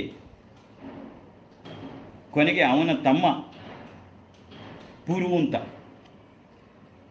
ಅವನು ಮುಂದಕ್ಕೆ ಈ ರಾಜ್ಯವನ್ನು ನಡೆಸ್ಕೊಂಡ್ಬರ್ತಾನೆ, ಸಾಮ್ರಾಜ್ಯವನ್ನು ನಡೆಸ್ಕೊಂಡ್ಬರ್ತಾನೆ. ಯಯಾತಿ ಕಥೆಯಿಂದ ಗೊತ್ತಾಗತ್ತೆ ನಮಗೆ, ಯಾವುದೇ ಆಸೆಗಳನ್ನು ನೀನು ಪೂರೈಸುವುದರಿಂದ ನೀನು ಅದನ್ನು ಹತ್ತಿಕ್ಕಾಗಲ್ಲ. ಒಂದು ಬೆಂಕಿ ಉರಿತಾ ಇದೆ, ನೀ ಸೀಮೆಣ್ಣೆ ಹಾಕಿ ಆರಿಸ್ತೀನಿ, ನಿನಗೆ ಸಾಧ್ಯವೇ? ಇದೆಲ್ಲ ನಹುಷನ ಯಯಾತಿ ಕಥೆಯಿಂದ ನಮಗೆ ಗೊತ್ತಾಗತ್ತೆ. ಹೇಳ್ತೀನಿ, ನಹುಷನ ಕಥೆನೂ ಒಂದಿನ ಹೇಳಬೇಕು, ಯಯಾತಿ ಕಥೆನೂ ಹೇಳಬೇಕು. ಸುಮ್ಮನೆ ಟಚ್ ಮಾಡ್ತಾ ಇದ್ದೀನಿ ಇವತ್ತು. ಮತ್ತು ಈ ವಂಶಕ್ಕೆ ಬಹಳ ಮುಖ್ಯವಾದದ್ದು ಯಾವುದಪ್ಪ ಅಂದರೆ ಇದನ್ನು ಪುರುವಂಶ ಅಂತ. ಯಾಕೆಂದರೆ ಆತನ ಮುಂದಿನ ವಂಶವೇ ಪುರುವಂಶ ಅಂತ ಬರುತ್ತೆ. ಈ ನಮ್ಮ ರಾಷ್ಟ್ರಕ್ಕೆ ಭಾರತ ಅಂತ ಕರೀತಾರೆ. ಯಾಕೆ ಗೊತ್ತಾ? ಭರತ ಅಂತ. ಈ ಭರತ ಅಂತಕ್ಕಂಥದ್ದು ಪುರುವಂಶದ ಪ್ರಸಿದ್ಧ ರಾಜ. ಅದರಿಂದಲೇ ನಮ್ಮ ದೇಶಕ್ಕೆ ಭಾರತ ಅಂತ ಬಂದಿದ್ದು. ಗೊತ್ತಿರಬೇಕು ನಿನಗೆ, ರಾಮಾಯಣದ ಭರತನಿಂದ ಭಾರತ ಬಂದಿದ್ದಲ್ಲ. ಈ ಭರತ ಅಂತಕ್ಕಂತಹ ಪುರುವಂಶದ ಶ್ರೇಷ್ಠವಾದ ರಾಜ ಭರತ, ಆತನಿಂದ ಈ ದೇಶಕ್ಕೆ ಬಂದ ಹೆಸರು ಭಾರತ. ಈತ ಯಾರು? ದುಷ್ಯಂತ ಮತ್ತು ಶಕುಂತಲೆಯರ ಮಗ. ಇವರು ಈ ಪುರುವಂಶದಲ್ಲೇ ಬರ್ತಾರೆ. ಆ ಪುರುವಂಶ ಮುಂದೆ ಅದನ್ನೇ ಕುರುವಂಶ ಅಂತ ಕರೀತಾರೆ. ಯಾಕೆನ್ನೋದನ್ನು ಹೇಳಿಬಿಡ್ತೀನಿ. ದುಷ್ಯಂತ ಮತ್ತು ಶಕುಂತಲೆಯರ ಮಗನೇ ಭರತ. ಆ ಭರತ ಅತ್ಯಂತ ಶ್ರೇಷ್ಠವಾಗಿ, ಸಮರ್ಥವಾಗಿ, ಧಾರ್ಮಿಕವಾಗಿ ರಾಜ್ಯವನ್ನು ಆಳಿದ್ರಿಂದ ಈ ದೇಶಕ್ಕೆ ಭಾರತ ಅಂತ ಬಂತು. ಮುಂದೆ ಅವನ ಮಗ, ಅವನ ಮಕ್ಕಳು ಎಲ್ಲ. ಅದರಲ್ಲಿ ಬಹುಮುಖ್ಯವಾದದ್ದು ಸುಹೋತ್ರ, ಅವನ ಮಗ ಹಸ್ತಿ. ಇವರು ಬಹಳ ವಿಶೇಷವಾಗಿ ಹಸ್ತಿನಾವತಿಯ ರಾಜ್ಯವನ್ನು ಸ್ಥಾಪನೆಯನ್ನು ಮಾಡ್ತಾರೆ. ಮತ್ತು ಹೀಗೆ ಮುಂದುವರ್ಕೊಂಬರತ್ತಪ್ಪ. ವಿಕಂಠ, ಜಮಿಳ, ಸಂವರ್ಣ, ತಪತಿ ಅಂತ. ಈ ತಪತಿ ಅಂತಕ್ಕಂಥ ರಾಣಿಯನ್ನು ಮದುವೆ ಆದಮೇಲೆ ಹುಟ್ಟತಕ್ಕಂಥ ಮಗು ಕುರು ಅಂತ. ಅದರಿಂದನೇ ಇದನ್ನು ಕುರುವಂಶ ಅಂತ ಕರೀತಾರೆ. ರಾಜಕುರು ಅಂತ ಹೆಸರಿಡ್ತಾನೆ. ಯಾರು ಮಹತ್ತರವಾದ ಕೆಲಸವನ್ನು ಮಾಡ್ತಾರೆ ಅವರಿಗೆ ಅಲ್ಲಿ ಹೆಸರನ್ನು ಇಡ್ತಕ್ಕಂಥದ್ದು ಪದ್ಧತಿ. ಅದರಿಂದಲೇ ದುಷ್ಯಂತೆ ಶಕುಂತಲೆಯ ಮಗ ಅಷ್ಟು ಧರ್ಮಿಷ್ಠನಾಗಿ ಸಾಮ್ರಾಜ್ಯವನ್ನು ಮಾಡಿದಿಂದ ಭಾರತ ಅಂತಿಟ್ರು. ಈ ರಾಜ ಕುರು ಅಂತಕ್ಕಂಥವನು ಬಹಳ ಧರ್ಮಿಷ್ಠನಾಗಿ ಸಾಮ್ರಾಜ್ಯವನ್ನು ಸಂರಕ್ಷಣೆ ಮಾಡಿದ್ರಿಂದ ಮುಂದಕ್ಕದೇ ಕುರುವಂಶ ಅಂತ ಬಂತು. ಹಾಗೆ ಇನ್ನೊಂದು 5-10 ನಿಮಿಷ ಇದೆ. ಯಾಕೆಂದರೆ ನಾಳೆಯಿಂದ ಸ್ವಲ್ಪ ಬಿಡಿಸಿ ಹೇಳ್ತೀನಿ ನಿನಗೆ. ಭಗವದ್ಗೀತೆಗೆ ನಾನು ಬರಬೇಕಾದ್ರೆ ಇನ್ನೂ ಬಹಳ ಟೈಮ್ ಇದೆ. ಇದೆಲ್ಲ ನಿಂಗೆ ಸ್ವಲ್ಪ ಕಿವಿ ಮೇಲೆ ಬಿದ್ದಿದ್ರೆ, ಹಿನ್ನೆಲೆಯೆಲ್ಲ ಬಿದ್ದಿದ್ರೆ ಧೃತರಾಷ್ಟ್ರ ಯಾಕಾದ ಅಂತ ನಿಂಗೆ ಗೊತ್ತಾಗತ್ತೆ. ನಾವು ಹೇಗೆ ಬದಲಾಗಬೇಕು ಅನ್ನೋದು ನಿಂಗೆ ತಿಳುವಳಿಕೆ ಆಗುತ್ತೆ. ಇಲ್ಲೇ ಬರೀ ಅಪ್ಪಾಜಿ ಭಗವದ್ಗೀತೆ ತುಂಬ ಚೆನ್ನಾಗಿತ್ತು ಬೇಡ, ಬದಲಾಗಬೇಕು. ನೆನೆ ನಾನು ಗುರುಪೂರ್ಣಿಯ ಸಂದೇಶದಲ್ಲಿ ಅದೇ ಹೇಳಿದ್ದು, ಬದಲಾಗಬೇಕು. ನಾವು ಬದಲಾಗಕ್ಕೆ ಇದೆಲ್ಲ ಕೇಳ್ಕೋಬೇಕು. ಬದಲಾಗಬೇಕು ಅಂದ್ರೇನು? ನಾವು ಬದಲಾಗಬೇಕು ಅಂದ್ಕೊಂಡು ಕೂತ್ಕೊಂಡ್ಬಿಟ್ರೆ ಬದಲಾಗಲ್ಲ. ಮತ್ತು ಹೇಗೆ ಬದಲಾಗೋದು? ಇಂಥದನ್ನೆಲ್ಲ ಕೇಳ್ತಾ ನಮ್ಮ ಮನಸ್ಸು ಒಳಗಡೆ ಬದಲಾಗತ್ತೆ. ಆಗ ನಾವೇ ಬದಲಾಗ್ತೀವಿ. ನೀನು ಪ್ರಯತ್ನಪೂರ್ವಕ ನಾ ಬದಲಾಗಬೇಕು ಅಂತ ನೀನು ಜಪ ಮಾಡಿದ್ರೂ ಬದಲಾಗೋಕ್ಕಾಗಲ್ಲ. ಯಾಕಿಷ್ಟೆಲ್ಲ ನಾನು ನಿನಗೆ ವಿವರಣೆ ಮಾಡಿ, ಇನ್ನೂ ಮುಂದೆ ತುಂಬ ವಿವರಣೆಗಳಿದೆ. ವಿವರಣೆಯಾಗಿ ನಿನಗೆ ಮಹಾಭಾರತವನ್ನು ಎಷ್ಟು ಸಾಧ್ಯವೋ ಅಷ್ಟನ್ನು ಹೇಳಿ ಆಮೇಲೆ ಭಗವದ್ಗೀತೆಗೆ ಯಾಕೆ ಬರ್ತಿದ್ದೀನಿ ಅಂದರೆ, ಮನಸ್ಸು ಇದನ್ನೇ ಚಿಂತನೆ ಮಾಡ್ತಾ ಮಾಡ್ತಾ ಮಾಡ್ತಾ ನಾವು ಒಳಗಡೆ ಪರಿವರ್ತನೆ ಆಗ್ತೀವಿ. ಬರೀ ಪರಿವರ್ತನೆ ಆಗಬೇಕು, ಬದಲಾಗಬೇಕು ಅಂದರೆ ಆಗಲ್ಲ. ಅದಕ್ಕೆ ಇವೆಲ್ಲ ದಿನಾನ ಕ್ಲಾಸ್ ಮಾಡ್ತಾಯಿದ್ದೀನಿ. ಯಾಕೆಂದರೆ ಇದೆಲ್ಲ ಕಿವಿ ಮೇಲೆ ಏನೇನೋ ಕೇಳಿ ನಾವು ಏನೇನೋ ಬದಲಾಗ್ಬಿಟ್ಟಿದ್ದೀವಿ. ಈ ಒಳ್ಳೆಯದನ್ನು ಕೇಳಿ ನಮ್ಮ ಒಳ್ಳೆಯತನ ಒಳಗಡೆ ಜಾಗೃತವಾಗುತ್ತೆ. ಅದನ್ನೇ ಸದ್ಗುಣ ಸಂವರ್ಧನೆ ಅಂತ. ಸದ್ಗುಣಗಳನ್ನು ಸಂವರ್ಧನೆ ಮಾಡ್ಕೊಳ್ಳೋದು ಹೇಗಪ್ಪ ಅಂದರೆ, ಕೇಳ್ತಾ ಇರಬೇಕು. ಒಳ್ಳೆಯದನ್ನು ಕೇಳ್ತಾ ಕೇಳ್ತಾ ನೀನು ಏನು ಕೇಳ್ತೀಯೋ ಅದು ನೀನಾಗ್ತಿ, ನೀನೇನು ನೋಡ್ತೀಯೋ ಅದು ನೀನಾಗ್ತಿ, ನೀನೇನು ಮುಟ್ತೀಯೋ ಅದು ನೀನಾಗ್ತಿ. ಪಂಚೇಂದ್ರಿಯಗಳು ಏನು ಮಾಡುತ್ತವೆ ಅದು ನೀನಾಗ್ತಿ. ಯಾಕೆಂದರೆ ಈ ಎಲ್ಲ ಪಂಚೇಂದ್ರಿಯಗಳನ್ನು ಕಂಟ್ರೋಲ್ ಮಾಡ್ತಾ ಇರೋದು ಯಾವುದಪ್ಪ? ಮನಸ್ಸೇನಾಗ್ತಿ ಅದು ನೀನಾಗ್ತಿ. ಹಾಗಾಗಿ ನಾವು ಪರಿವರ್ತನೆ ಆಗಬೇಕು, ನಾವೊಂದು ಬದಲಾಗಬೇಕು ಅಂದರೆ ಇವೆಲ್ಲ ಕೇಳಬೇಕು. ದಿನಾ ಮಹಾಭಾರತ ಕೇಳ್ತಾ, ಅದಕ್ಕೆ ರೋಚಕವಾಗಿ ಬೇರೆ ಇದೆ, ಬರೀ ಕಥೆ ಅಲ್ಲ, ಒಂದೊಂದು ಘಟನೆಗಳು ಕೂಡ ರೋಚಕವಾಗಿರ್ತಕ್ಕಂಥ ಘಟನೆಗಳು. ನಾಳೆ ಹೇಳ್ತಾ ಹೋಗ್ತೀನಿ. ಯಾಕೆಂತ ಹೇಳಿದ್ರೆ ನಾನು ಎಲ್ಲಿಂದ ತಗೋಬೇಕು ಅಂತ ಯೋಚನೆ ಮಾಡ್ತಿದ್ದೀನಿ.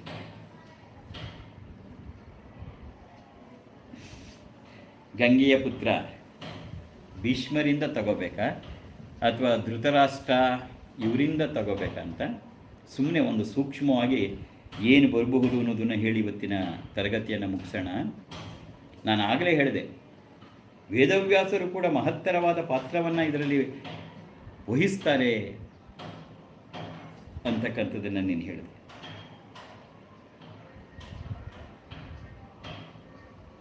ಹೌದು, ಶಂತನು ಬರೋಕ್ಕೆ ಮುಂಚೆನೇ ಪ್ರದೀಪ, ಅಲ್ಲಿಂದನೇ ನಾವು ಮುಂದಕ್ಕೆ ಹೋಗ್ಬೇಕಾಗತ್ತೆ. ಅದನ್ನು ನೋಡೇ ನಾವು ಮುಂದಕ್ಕೆ ಹೋಗ್ಬೇಕು. ನಾಳೆ ತಗೊಳ್ಳೋಣ. ನಾಳೆ 2 ವಿಚಾರವನ್ನು ತಗೊಂಡು ಈ ಸ್ವಲ್ಪ, ಯಾಕೆಂದರೆ ನಾವು ತುಂಬ ಹಿಂದಕ್ಕೆ ಹೋಗೋದು ಬೇಡ, ಸಂತನು ಅಲ್ಲಿಂದ ತಗೊಂಡು ಹೋಗಬೇಕು. ಸಂತನು ಅಂತಕ್ಕಂಥ ಕುರುವಂಶದ ಮಹಾರಾಜ. ಅಲ್ಲಿಂದ ನಮಗೆ, ಯಾಕೆಂದರೆ ಆ ಸಂತನು ಮಹಾರಾಜನ ಮಗನೇ ಶಾಂತನು ಅಂತ ಕನ್ನಡದಲ್ಲಿ ಹೇಳ್ತಾರೆ, ಬಟ್ ಸಂತನು ಅಂತಾನೆ ಹೆಸರು. ಅವನ ಮಗನೇ ಭೀಷ್ಮ. ಒಂದು ಕಡೆ ಭೀಷ್ಮ, ಇನ್ನೊಂದು ಕಡೆ ಈ ಸಂತನುವಿಗೆ ನಾಳೆ ವಿಸ್ತಾರವಾಗಿ ಹೇಳ್ತೀನಿ, ಸುಮ್ಮನೆ ಸೂಕ್ಷ್ಮವಾಗಿ ಹೇಳಿರ್ತೀನಿ.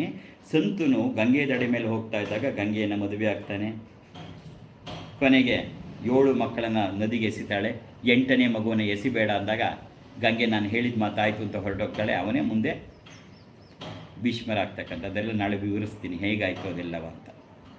ಇನ್ನೊಂದು ಕಡೆ ಏನಾಗ್ಬಿಡತ್ತೆ, ಗಂಗೆ ಹೊರಟೋದ್ಮೇಲೆ ಸಂತನುಗೆ ತುಂಬ ಶೋಕ ಆಗಿಬಿಡತ್ತೆ. ತುಂಬ ಶೋಕ ಆದಾಗ ಇವಳನ್ನು ನೋಡ್ತಾರೆ, ಮದುವೆ ಆಗ್ತಾರೆ, ಸತ್ಯವತಿಯನ್ನು. ಹೆಂಗೆ ಹೆಣೆದಿದೆ ಕಥೆಗಳು ಅಂದರೆ ನಿನಗೆ. ಸತ್ಯವತಿಗೆ ಈಗಾಗಲೇ ಪರಾಶರರು ಸತ್ಯವತಿಯ ಸಂಗಮದಿಂದ ವೇದವ್ಯಾಸರು ಹುಟ್ಟಿದ್ದಾರೆ. ಆದರೆ ಸತ್ಯವತಿ ಕತ್ಯಾಗೆ ಹೊಳಿತಾಳೆ. ಅದನ್ನೆಲ್ಲ ನಾಳೆ ಹೇಳ್ತೀನಿ. ತುಂಬ ಚೆನ್ನಾಗಿದೆ, ರೋಚಕವಾಗಿದೆ, ತಿಳ್ಕೊಬೇಕಾದ್ದು. ಈ ಸತ್ಯವತಿ ಈಗಾಗಲೇ ವೇದವ್ಯಾಸರು ಹುಟ್ಟಿದ್ದಾರೆ. ಅದನ್ನು ಕೃಷ್ಣದ್ವೈಪಾಯನ ಅಂತ ಕರೀತಾರೆ. ಅದನ್ನೆಲ್ಲ ನಾಳೆ ವಿವರವಾಗಿ ಹೇಳ್ತೀನಿ. ಈ ಸತ್ಯವತಿಯನ್ನು ಸಂತನು ಮಹಾರಾಜ ನೋಡಿ ನಾ ಮದುವೆ ಆಗಬೇಕು ಅಂತ ಬರ್ತಾರೆ. ಆಗಲೇ ಭೀಷ್ಮ ಪ್ರತಿಜ್ಞೆಗಳು ಎಲ್ಲ ಬರೀತಕ್ಕಂಥದ್ದು. ಆಯಿತು, ಅದೆಲ್ಲ ನಾಳೆ ಹೇಳೋಣ. ಈ ಸಂತನು ಮಹಾರಾಜನಿಗೆ ಮತ್ತೆ 2 ಮಕ್ಕಳಿರ್ತಾರೆ, ಹುಟ್ಟುತ್ತಾರೆ. ಅವ್ರ ಹೆಸರೇ ಚಿತ್ರಾಂಗದ ಮತ್ತು ವಿಚಿತ್ರವೀರ್ಯ ಅಂತ. ನಾಳೆ ಹೇಳ್ತೀನಿ ಅಂತ 10 ಸರಿ ಹೇಳಿದ್ದೀನಿ. ಚಿತ್ರಾಂಗದ ಮತ್ತು ವಿಚಿತ್ರವೀರ್ಯ ಅಂತ. ಇವರಿಬ್ಬರಿಗೂ ಮಕ್ಕಳಿಲ್ಲ. ಹೇಗೆ ಕನೆಕ್ಟ್ ಆಗುತ್ತೆ ಕಥೆ ಅನ್ನಕ್ಕೆ ಇವತ್ತು ಹೇಳ್ತಾ ಇರೋದು. ಇಬ್ಬರಿಗೂ ಮಕ್ಕಳಿಲ್ಲ, ಇಬ್ಬರು ಸತ್ತೋಗ್ಬಿಡ್ತಾರೆ. ಚಿತ್ರಾಂಗದ ಮತ್ತು ವಿಚಿತ್ರವೀರ್ಯ ಅಂದರೆ ಕುರುವಂಶಕ್ಕೆ ಮುಂದೆ ಯಾರೂ ಇಲ್ಲ. ಆಗ ತಾಯಿ ಸತ್ಯವತಿ ಸಂತನುವಿನ ಹೆಂಡತಿಯಾಗಿದ್ದಾಳೆ. ಈಗ ಯಾರೋ ಭೀಷ್ಮರಿಗೆ ಜನ್ಮ ಕೊಟ್ಟಿದ್ದಳು ಆ ಸತ್ಯವತಿ. ಆ ಭೀಷ್ಮರು ಹುಟ್ಟಿದ ಮೇಲೆ ಹೇಳಿಬಿಟ್ಟು ಹೊರಟೋಗಿರ್ತಾರೆ, ನೀನು ಯಾವಾಗ ಬೇಕೋ ಆವಾಗ ನಾನು ಜ್ಞಾಪಿಸ್ಕೊ, ನಾನು ಬರ್ತೀನಿ ಅಂತಂದಾಗ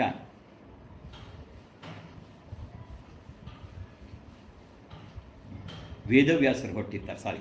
ಭೀಷ್ಮರಲ್ಲ, ವೇದವ್ಯಾಸರು ಹುಟ್ಟಿಲ್ಲ. ನಾನು ಹೇಳ್ತಾ ಇರೋ ಕತೆ ನಾನು ಮತ್ತೆ ಅದನ್ನೇ ವೇದವ್ಯಾಸರು ಹುಟ್ಟಿದ್ದು ಹೇಳಿದ್ದು. ಸತ್ಯವತಿ ಮತ್ತು ಪರಾಶರರ ಮಧ್ಯೆ ಹುಟ್ಟಿದ್ದು ಯಾರಪ್ಪ ಅಂದರೆ ವೇದವ್ಯಾಸರು ಹುಟ್ಟಿದ ತಕ್ಷಣ ಹೇಳ್ತಾರೆ, ಅಮ್ಮ ನೀನು ಯಾವಾಗ ಜ್ಞಾಪಿಸ್ಕೋತೀಯ ಆವಾಗ ನಾನು ಬರ್ತೀನಿ, ನಾನು ಹೊರಟೋಗ್ತೀನಿ ಅಂತ ಹೊರಟೋಗಿರ್ತಾರೆ ವೇದವ್ಯಾಸರು. ಅವರೇ ಕೃಷ್ಣದ್ವೈಪಾಯನರು. ಈಗ ತಾಯಿ ಜ್ಞಾಪಿಸ್ಕೋತಾಳೆ. ಯಾಕೆ ಅಂದರೆ ನಿಂತು ಹೋಗ್ಬಿಡತ್ತೆ ತನ್ನ ವಂಶ ಅಂಥೇಳಿ ವೇದವ್ಯಾಸರನ್ನು ಕರೆಸಿಕೊಂಡು ಈ ಚಿತ್ರಾಂಗದೆ ಮತ್ತು ಈ ವಿಚಿತ್ರ ವೀರ್ಯನಿಗೆ 3 ಜನ ಹೆಂಡ್ತಿರು, ಅಂಬೆ, ಅಂಬಿಕೆ, ಅಂಬಾಲಿಕೆ ಅಂತ.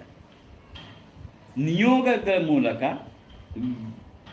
ವೇದವ್ಯಾಸರ ಕೃಪೆಯಿಂದ 3 ಜನಕ್ಕೆ ಮಕ್ಕಳಾಗತ್ತೆ. ಅವರನ್ನು ನಾನು ವಿಚಾರವಾಗಿ ನಾಳೆ ಹೇಳ್ತೀನಿ. ಧೃತರಾಷ್ಟ್ರರು, ಪಾಂಡು ಮತ್ತು ವಿದುರಗಳು. ಹಾಗಾಗಿ ಇಲ್ಲಿ ಮತ್ತೆ ಅದೇ ಸಂಬಂಧ ಬರುತ್ತೆ. ವೇದವ್ಯಾಸರು ಯಾರೋ ಹೊರಗಡೆಯಿಂದ ಬಂದೇನೋ ಬರೆದವರಲ್ಲ. ಕನ್ಫ್ಯೂಷನ್ ಮಾಡ್ಕೋಬೇಡ. ನಾಳೆ ಒಂದೊಂದು ಸ್ವಲ್ಪವಾಗಿ ಹೇಳ್ತಾ ಬರ್ತೀನಿ. ಯಾಕೋ ಪುಟ್ಟ ಏನಿಲ್ಲ, ಅರ್ಥ ಆಗತ್ತೆ, ಆದರೆ ಮನಸ್ಸಿಗೆ ಅಷ್ಟೇ ರೋಚಕವಾಗತ್ತೆ. ಅದನ್ನು ಯೋಚನೆ ಮಾಡ್ತಾ ಇದ್ದಾಗ ನಮ್ಮ ಇದು ಬೆಳೀತಾ ಹೋಗುತ್ತೆ. ಹಾಗಾಗಿ ನಾಳೆ ದಿನ ಅಲ್ಲಿಂದ ಶುರು ಮಾಡ್ಕೊಳ್ಳೋಣ. ಎಲ್ಲಿಂದ? ಸಂತನು ಯಾರು, ಸಂತುವಿನ ತಂದೆ ಯಾರು, ಸಂತುವಿನ ತಂದನೆ ಅಲ್ಲಿಂದನೇ ಮುಂದೆ. ಯಾಕೆಂದರೆ ಸಂತನುನೇ ನಮಗೆ ಭೀಷ್ಮ ಪಿತಾಮಹರಿಂದ ಬರೋದು. ಅಲ್ಲಿಂದನೇ ಮುಂದಕ್ಕೆ ಧೃತರಾಷ್ಟ್ರ, ಪಾಂಡು ಇವರದ್ದೆಲ್ಲ ಕತೆ ಅಲ್ಲಿಂದ ನಮ್ಗೆ ಅಲ್ಲಿಂದ ಸಾಕು. ಅದಕ್ಕಿಂತಲೂ ತುಂಬ ಕಥೆಗಳಿದೆ, ನಮ್ಗೆ ಅಲ್ಲಿಂದೆಲ್ಲ ಬೇಡ. ಪ್ರದೀಪ ಅಂತ ಸಂತುವಿನ ತಂದೆ, ಆ ಪ್ರದೀಪನ ಕಥೆಯಿಂದ ನಾವು ನಾಳೆ ಇದನ್ನು ಮುಂದಕ್ಕೆ ಬಂದು ಕೊನೆಗೆ ಎಲ್ಲಿವರೆಗೂ ಬರಬೇಕು? ಭಗವದ್ಗೀತೆವರೆಗೂ ಬರಬೇಕು. ಸಂತುವಿನ ತಂದೆ ಪ್ರದೀಪನಿಂದ ನಾಳೆ ಶುರು ಮಾಡೋಣ. ಕನ್ಫ್ಯೂಷನ್ ಮಾಡ್ಕೋಬೇಡ. ಹಾಗಾಗಿ ಇದೊಂದು ಕಥೆಯಲ್ಲ, ಇದೊಂದು ಮಹತ್ತರವಾದಂಥ ಇತಿಹಾಸ. ಹೇಗೆ ನಮ್ಮ ಭಗವದ್ಗೀತೆ ನಮಗೆ ಬಾಳಿಗೆ ಬೆಳಕನ್ನು ಕೊಡುತ್ತೆ. ಮಹಾಭಾರತದ ಸ್ವಲ್ಪವಾದರೂ ತಿಳುವಳಿಕೆಯಿಂದ ನೀನು ಭಗವದ್ಗೀತೆ ಕೇಳಿದ್ರೆ ಜೀವನ ಪರಿವರ್ತನೆ ಆಗುತ್ತೆ. ಬರೀ ಭಗವದ್ಗೀತೆ ಕೇಳಿದ್ರೆ ತತ್ವ. ಯಾಕೆಂದರೆ ಕೃಷ್ಣ ಏನು ಹೇಳ್ದ ಅಂತ ಗೊತ್ತಿಲ್ಲ, ಯಾಕೆ ಹೇಳ್ದ ಅಂತ ಗೊತ್ತಾಗಲ್ಲ. ನಾನು ಮೊನ್ನೆ ಕ್ಲಾಸಲ್ಲಿ ಹೇಳ್ತಾ ಇದ್ದೆ ನಿನಗೆ, context is very important. Under what context, ಯಾರೋ ಒಬ್ರು ಏನೋ ಒಂದು ಮಾತಾಡಿದ್ರೆ ಯಾವ ಸಂದರ್ಭದಲ್ಲಿ ಮಾತಾಡಿದ್ರು ಅನ್ನೋದು ಬಹಳ ಮುಖ್ಯ. ನಮ್ಗೆ ಹಿಂದೆ ಕ್ವಶನ್ ಪೇಪರ್ ಇರೋದು ಕನ್ನಡದಲ್ಲೆಲ್ಲ, ಈಗ ಇದೆಯೋ ಇಲ್ವೋ ಗೊತ್ತಿಲ್ಲ. ಸಂದರ್ಭಕ್ಕೆ ತಕ್ಕಂತೆ ವಿವರಿಸಿ ಈ ಮಾತನ್ನು ಯಾರಿಗೆ ಯಾವಾಗ ಹೇಳಿದರೋ 5 ಮಾರ್ಕ್ಸ್ ಇರೋದು. ಹಾಗೆ ನಾವು ಭಗವದ್ಗೀತೆ ಹೇಳೋದು ಮುಖ್ಯ ಅಲ್ಲ. Bhagavad Gita under what context. ಬರೀ ರಥಗಳ ಮಧ್ಯೆ ನಿಲ್ಲಿಸಿದ್ರು, ಕೃಷ್ಣ ತಂದು ರಥ ನಿಲ್ಲಿಸ್ಬಿಟ್ಟ, ಕೇಳಿದ್ರು, ಕೃಷ್ಣ ಹೇಳ್ದ ಅಷ್ಟೇ ಅಲ್ಲ, ಅದು ಹಿನ್ನೆಲೆಗಳು ಏನಿದೆ ಹಾಗಾದರೆ ಅಲ್ವೇ ಪುಟ್ಟ? ಅದು ತಿಳ್ಕೊಂಡ್ರೆ ನಮಗೆ ಅರ್ಥ ಆಗತ್ತೆ. ಇವತ್ತು ನನಗೇನು ಹೋಮ್ವರ್ಕ್ ಕೊಡ್ತಾ ಇಲ್ಲ, ಇದನ್ನೆಲ್ಲ ತಿಳ್ಕೊತಾವ. ನಾಳೆ ಮುಂದುವರ್ಸೋಣ. ನಾನು ಯಾವಾಗ ಟೈಮ್ ಅನ್ನೋದು ನಾನು ನಿಂಗೆ ಹೇಳ್ತೀನಿ, ನಾನು ಹೇಳಿದ್ನಲ್ಲ. ಹಾಗಾಗಿ ಇದನ್ನೆಲ್ಲ ತಿಳಿತಾ ನಮ್ಮ ಮನಸ್ಸು ವಿಕಸಿತವಾಗಿ, ನಮ್ಮ ಹೃದಯ ವಿಕಸಿತವಾಗಿ ನಮ್ಮ ಬದುಕು ಬಂಗಾರವಾಗತ್ತೆ. ಅದರಲ್ಲಿ ಅದಕ್ಕೋಸ್ಕರವೇ ಇದೆರಡು ಮಹಾನ್ ಕೃತಿಗಳು, ರಾಮಾಯಣ ಮಹಾಭಾರತ ಯಾಕೆ ಬೇಕಪ್ಪ ಅಂದರೆ ಪವಿತ್ರ ಗ್ರಂಥಗಳು ಅಂತಷ್ಟೇ ಅಲ್ಲ, ನಮ್ಮ ಜೀವನಕ್ಕೆ ಮಾರ್ಗದರ್ಶನ ಕೊಡ್ತಕ್ಕಂಥವು. ಅದರಲ್ಲೂ ರಾಮಾಯಣಕ್ಕಿಂತಲೂ ಹೆಚ್ಚಾಗಿ ದಿನನಿತ್ಯದ ಜೀವನಕ್ಕೆ ನಮಗೆ ಮಾರ್ಗದರ್ಶನ ಸಿಗ್ತಕ್ಕಂಥದ್ದು ಮಹಾಭಾರತ. ಏಕೆಂದರೆ ದಿನನಿತ್ಯದ್ದೇ. ಕೊನೆಯದಾಗಿ ನಿನಗೆ ಇವತ್ತು ಕ್ಲಾಸ್ನ ಕನ್ಕ್ಲೂಡ್ ಮಾಡಿ ನೀನು ಕಳ್ಸೋಕ್ಕೆ ಮುಂಚೆ, ಈ ಕ್ಲಾಸಿಂದ ನಿನ್ನನ್ನು ಕಳ್ಸೋಕ್ಕೆ ಮುಂಚೆ ಒಂದು ಮಾತನ್ನು ಹೇಳ್ತೀನಿ. ಸತ್ಯಯುಗ, ತ್ರೇತಾಯುಗ, ದ್ವಾಪರ ಯುಗ, ಕಲಿಯುಗ, ಇಲ್ಲಿ ಏನು ವ್ಯತ್ಯಾಸಗಳಾಯಿತು, ನಮಗೆ ಯಾಕೆ ಇದೆಲ್ಲ ಬೇಕು ಅಂದರೆ, ತ್ರೇತಾಯುಗದಲ್ಲಿ ದೇವರು ದಾನವರ ನಡುವೆ ಯುದ್ಧ ಆಗ್ತಿತ್ತು. ಇಬ್ಬರದ್ದು ಬೇರೆ ಲೋಕ, ದೇವಲೋಕವೇ ಬೇಕೆ, ಪಾತಾಳ ಲೋಕವೇ ಬೇಕೆ, ದೇವರು ದಾನವರು ಇವರ ನಡುವೆ ಯುದ್ಧ ಆಗ್ತಾಯಿತ್ತು. ಆದರೆ ತ್ರೇತಾಯುಗಕ್ಕೆ ಬಂದಾಗ ಲೋಕಗಳು ಒಂದೇ, ಇಬ್ಬರು ಭೂಲೋಕದಲ್ಲೇ ಇದ್ದರು, ರಾಮ ರಾವಣ. ಆದರೆ ಒಂದೊಂದು ರಾಜ್ಯದಲ್ಲಿದ್ದರು. ಅರ್ಥ ಆಗ್ತಿದೆಯಾ? ಸತ್ಯಲೋಕದಲ್ಲಿ ಬೇರೆ ಲೋಕದವರು ಹೊಡೆದಾಡ್ತಾ ಇದ್ರು, ಯುದ್ಧಗಳಾಗ್ತಿತ್ತು. ಆದರೆ ತ್ರೇತಾಯುಗದಲ್ಲಿ ಭೂಮಂಡಲದಲ್ಲೇ ಒಬ್ಬ ರಾಜ ಇನ್ನೊಬ್ಬ ರಾಜ, ರಾವಣ ಮತ್ತು ರಾಮನ ಮೇಲೆ ಯುದ್ಧ ಆಯಿತು. ಆದರೆ ದ್ವಾಪರ ಯುಗದಲ್ಲಿ ರಾಜ್ಯಗಳು ಬೇರೆ ಅಲ್ಲ, ಒಂದೇ ಮನೆಯೊಳಗಡೆ ಹೊಡೆದಾಟ ಶುರುವಾಯಿತು. ಅದೇ ಮಹಾಭಾರತ. ಕಲಿಯುಗದಲ್ಲಿ ಒಂದೇ ಮನೆ ಒಳಗಲ್ಲ, ನಮ್ಮ ಮನಸ್ಸಿನೊಳಗಡೆನೇ ಹೊಡೆದಾಟ ಶುರುವಾಗಿದೆ. ಇಲ್ಲೇ ಇದರ ಒಳಗಡೆನೆಯ. ಅದರಿಂದ ಬೇರೆ ಎಲ್ಲ ಕಾಲಕ್ಕಿಂತ ಮಹಾಭಾರತದಂತಹ ಮುಖ್ಯದ್ದು ಭಗವದ್ಗೀತೆ ನಮಗೆ ಇವತ್ತು ಬೇಕಾಗಿದೆ. ಎಲ್ಲೋ ಹೊರಗಡೆ ಅಲ್ಲ, ಯಾವುದು ಮಾಡಿದ್ರೆ ತಪ್ಪು, ಯಾವುದು ಮಾಡಿದ್ರೆ ಸರಿ, ಇದು ಮಾಡಬೇಕು, ಇದು ಮಾಡಬಾರದು, ಏನು ಎಲ್ಲ ಗೊಂದಲಗಳ ಗೂಡಾಗಿ ಒಳಗಡೆ ಹೊಡೆದಾಟ ನಡೀತಿದೆ. ಈಗ ನಿಜವಾದ ಭಗವದ್ಗೀತೆ ಬೇಕಾಗಿರೋದು ಇಲ್ಲಿ ನನಗೆ, ನನ್ನ ಹೃದಯಕ್ಕೆ, ನನ್ನ ಮನಸ್ಸಿಗೆ. ಯುದ್ಧ ನಡೀತಿರೋದೆಲ್ಲೋ ಬರೀ ಹೊರಗಡೆ ನಡೆಯುತ್ತೆ, ಅದು ಬೇಡ ಅಂತ ಇಲ್ಲ ಅಂತ ನಾನು ಹೇಳ್ತಿಲ್ಲ. ಆದರೆ ನಿಜವಾದ ಯುದ್ಧ ಇವ್ರನ್ನ ನಂಬದೇ ಇರಲೋ, ಏನು ಮಾಡಿದ್ರು ಸರಿ, ಯಾಕೆ ಹೀಗಾಗ್ತಾ ಇದೆ? ಕಂಡ್ಕೊಳಕ್ಕಾಗ್ತಾ ಇಲ್ಲ. ಇದಕ್ಕೆಲ್ಲ ಮಾರ್ಗದರ್ಶನ ನೀಡ್ತಕ್ಕಂಥ ಅಮೋಘವಾದದ್ದನ್ನು ಕೇಳ್ತಾ ಕೇಳ್ತಾ ನಮ್ಮ ಮನಸ್ಸು ಅದನ್ನು ಗ್ರಹಿಸ್ತಾ ನಾವು ಅದರಿಂದ ಪಾರಾಗ್ತೀವಿ. ನಷ್ಟೋ ಮೋಹ, ಪ್ರೀತಿ ಇರಲಿ, ಮೋಹ ಇರಬಾರ್ದು ಅಂತಕ್ಕಂಥದ್ದು. ಹಾಗಾಗಿ ಮಗು, ನಾಳೆ ಇದನ್ನು ಮುಂದುವರ್ಸೋಣ. ಪ್ರದೀಪರಾಜನಿಂದ ಮುಂದಕ್ಕೆ ತಗೋತೀನಿ. ಅಲ್ಲಿಂದ ಮುಂದೆ ನಾನು, ಯಾಕೆಂದರೆ ಇನ್ಯಾವಾಗಲೂ ಒಂದು ಸರಿ ನಹುಷನ ಬಗ್ಗೆ ಅಥವಾ ಯಯಾತಿ ಬಗ್ಗೆ ಎಲ್ಲ ಇನ್ಯಾವಾಗಲೂ ಹೇಳ್ತೀನಿ. ಈಗ ಮುಂದಕ್ಕೆ ಬರೀ ಇಲ್ಲಿಂದ ತಗೊಂಡು ಅಂಬಿಕೆ, ಅಂಬಾಲಿಕೆ ಇವರದ್ದೆಲ್ಲ ಹೇಗೆ ನಡೀತು ಅನ್ನೋದನ್ನೆಲ್ಲ ನಾಳೆ ವಿವರಿಸಿ ಅಲ್ಲಿಂದ ನಿಧಾನಕ್ಕೆ ಹೋಗಿ ನನ್ನ ಅನಿಸಿಕೆಯಲ್ಲಿ ಒಂದು ವಾರನಾರು ನಾನು ಮಹಾಭಾರತ ಹೇಳಿ ಆಮೇಲೆ ಭಗವದ್ಗೀತೆನ ಪ್ರಾರಂಭ ಮಾಡಬೇಕು. ಆಗಲಿ ಬಿಟ್ಟೆ. Very good, you have come on time. So happy. ಮತ್ತು ಮೋರ್ ಓವರ್ ಇಷ್ಟು ಇಂಟ್ರೆಸ್ಟಿಂಗಾಗಿ ಕೂತ್ಕೊಂಡು ಕೇಳ್ತಾ ಇದೆಯಲ್ಲ, ತುಂಬ ಸಂತೋಷ ಆಯಿತು. ಅದರಿಂದ ನಿಜ ಹೇಳ, 2 ದಿನದಿಂದ ಗುರುಪೂರ್ಣಿಮೆ ಇದು, ಅಪ್ಪನಿಗೂ ಸ್ಟ್ರೈನ್ ಆಗುತ್ತೆ, ದೇಹ ಅಲ್ವಾ ಪುಟ್ಟ. ಆದರೆ ಕ್ಲಾಸ್ ಮಿಸ್ ಮಾಡಬಾರ್ದು ಅನ್ನಿಸ್ತು. ಯಾಕೆ ಗೊತ್ತಾ, ನೀನು ಇಷ್ಟು ಇಂಟ್ರೆಸ್ಟಿಂಗಾಗಿ ಕೂತ್ಕೊಂಡು ಕೇಳುವಾಗ ನಾನು ನನ್ನ ಸ್ಟ್ರೈನನ್ನು ಲೆಕ್ಕ ಹಾಕೋಬಾರ್ದು ಅಲ್ವಾ. ಹಾಗಾಗಿ ಆಗಲಿ ಪುಟ್ಟ. ಮತ್ತೆ ನಾಳೆ ಯಾವಾಗ ಅಂತ ತಿಳಿಸ್ತೀನಿ. ನಿಂದು ಪುಣ್ಯ, ಇಂಥ ಮಹಾಭಾರತದ ಕಥೆಯನ್ನು ಕೇಳುವಂತಹ ಪುಣ್ಯ ಎಲ್ರಿಗೂ ಸಿಗಲ್ಲ ಪುಟ್ಟ. ಇದು ಯಾರು ಪುಣ್ಯವಂತರೋ ಅವ್ರಿಗೆ ಮಾತ್ರವೇ ಇಂಥದ್ದು ಸಿಗೋದು. ಒಳಗಡೆ ಅದನ್ನೆಲ್ಲ ಅದರಲ್ಲೇ ಬರುತ್ತೆ, ಅದೇ ಹೇಳ್ತೀನಿ. ಆಗಲಿ. ಪೂರ್ಣ ಆಶೀರ್ವಾದಗಳು. ಯಾವಾಗಲೂ ನಗನಗ್ತಾ ಇರು. ಓಂ ಅಸತೋ ಮಾ ಸದ್ಗಮಯ ತಮಸೋಮಾ ಜ್ಯೋತಿರ್ಗಮಯ ಮೃತ್ಯೋರ್ಮಾಮೃತಂಗಮಯ. ಓಂ ಶಾಂತಿ ಶಾಂತಿ ಶಾಂತಿ. ಹರಿ ಓಂ ತತ್ಸತ್. ಸರ್ವಂ ಶ್ರೀ ಜಗದಂಬಾರ್ಪಣಮಸ್ತು. ಸರ್ವಂ ಶ್ರೀ ಗುರುಚರಣಾರ್ಪಣಮಸ್ತು.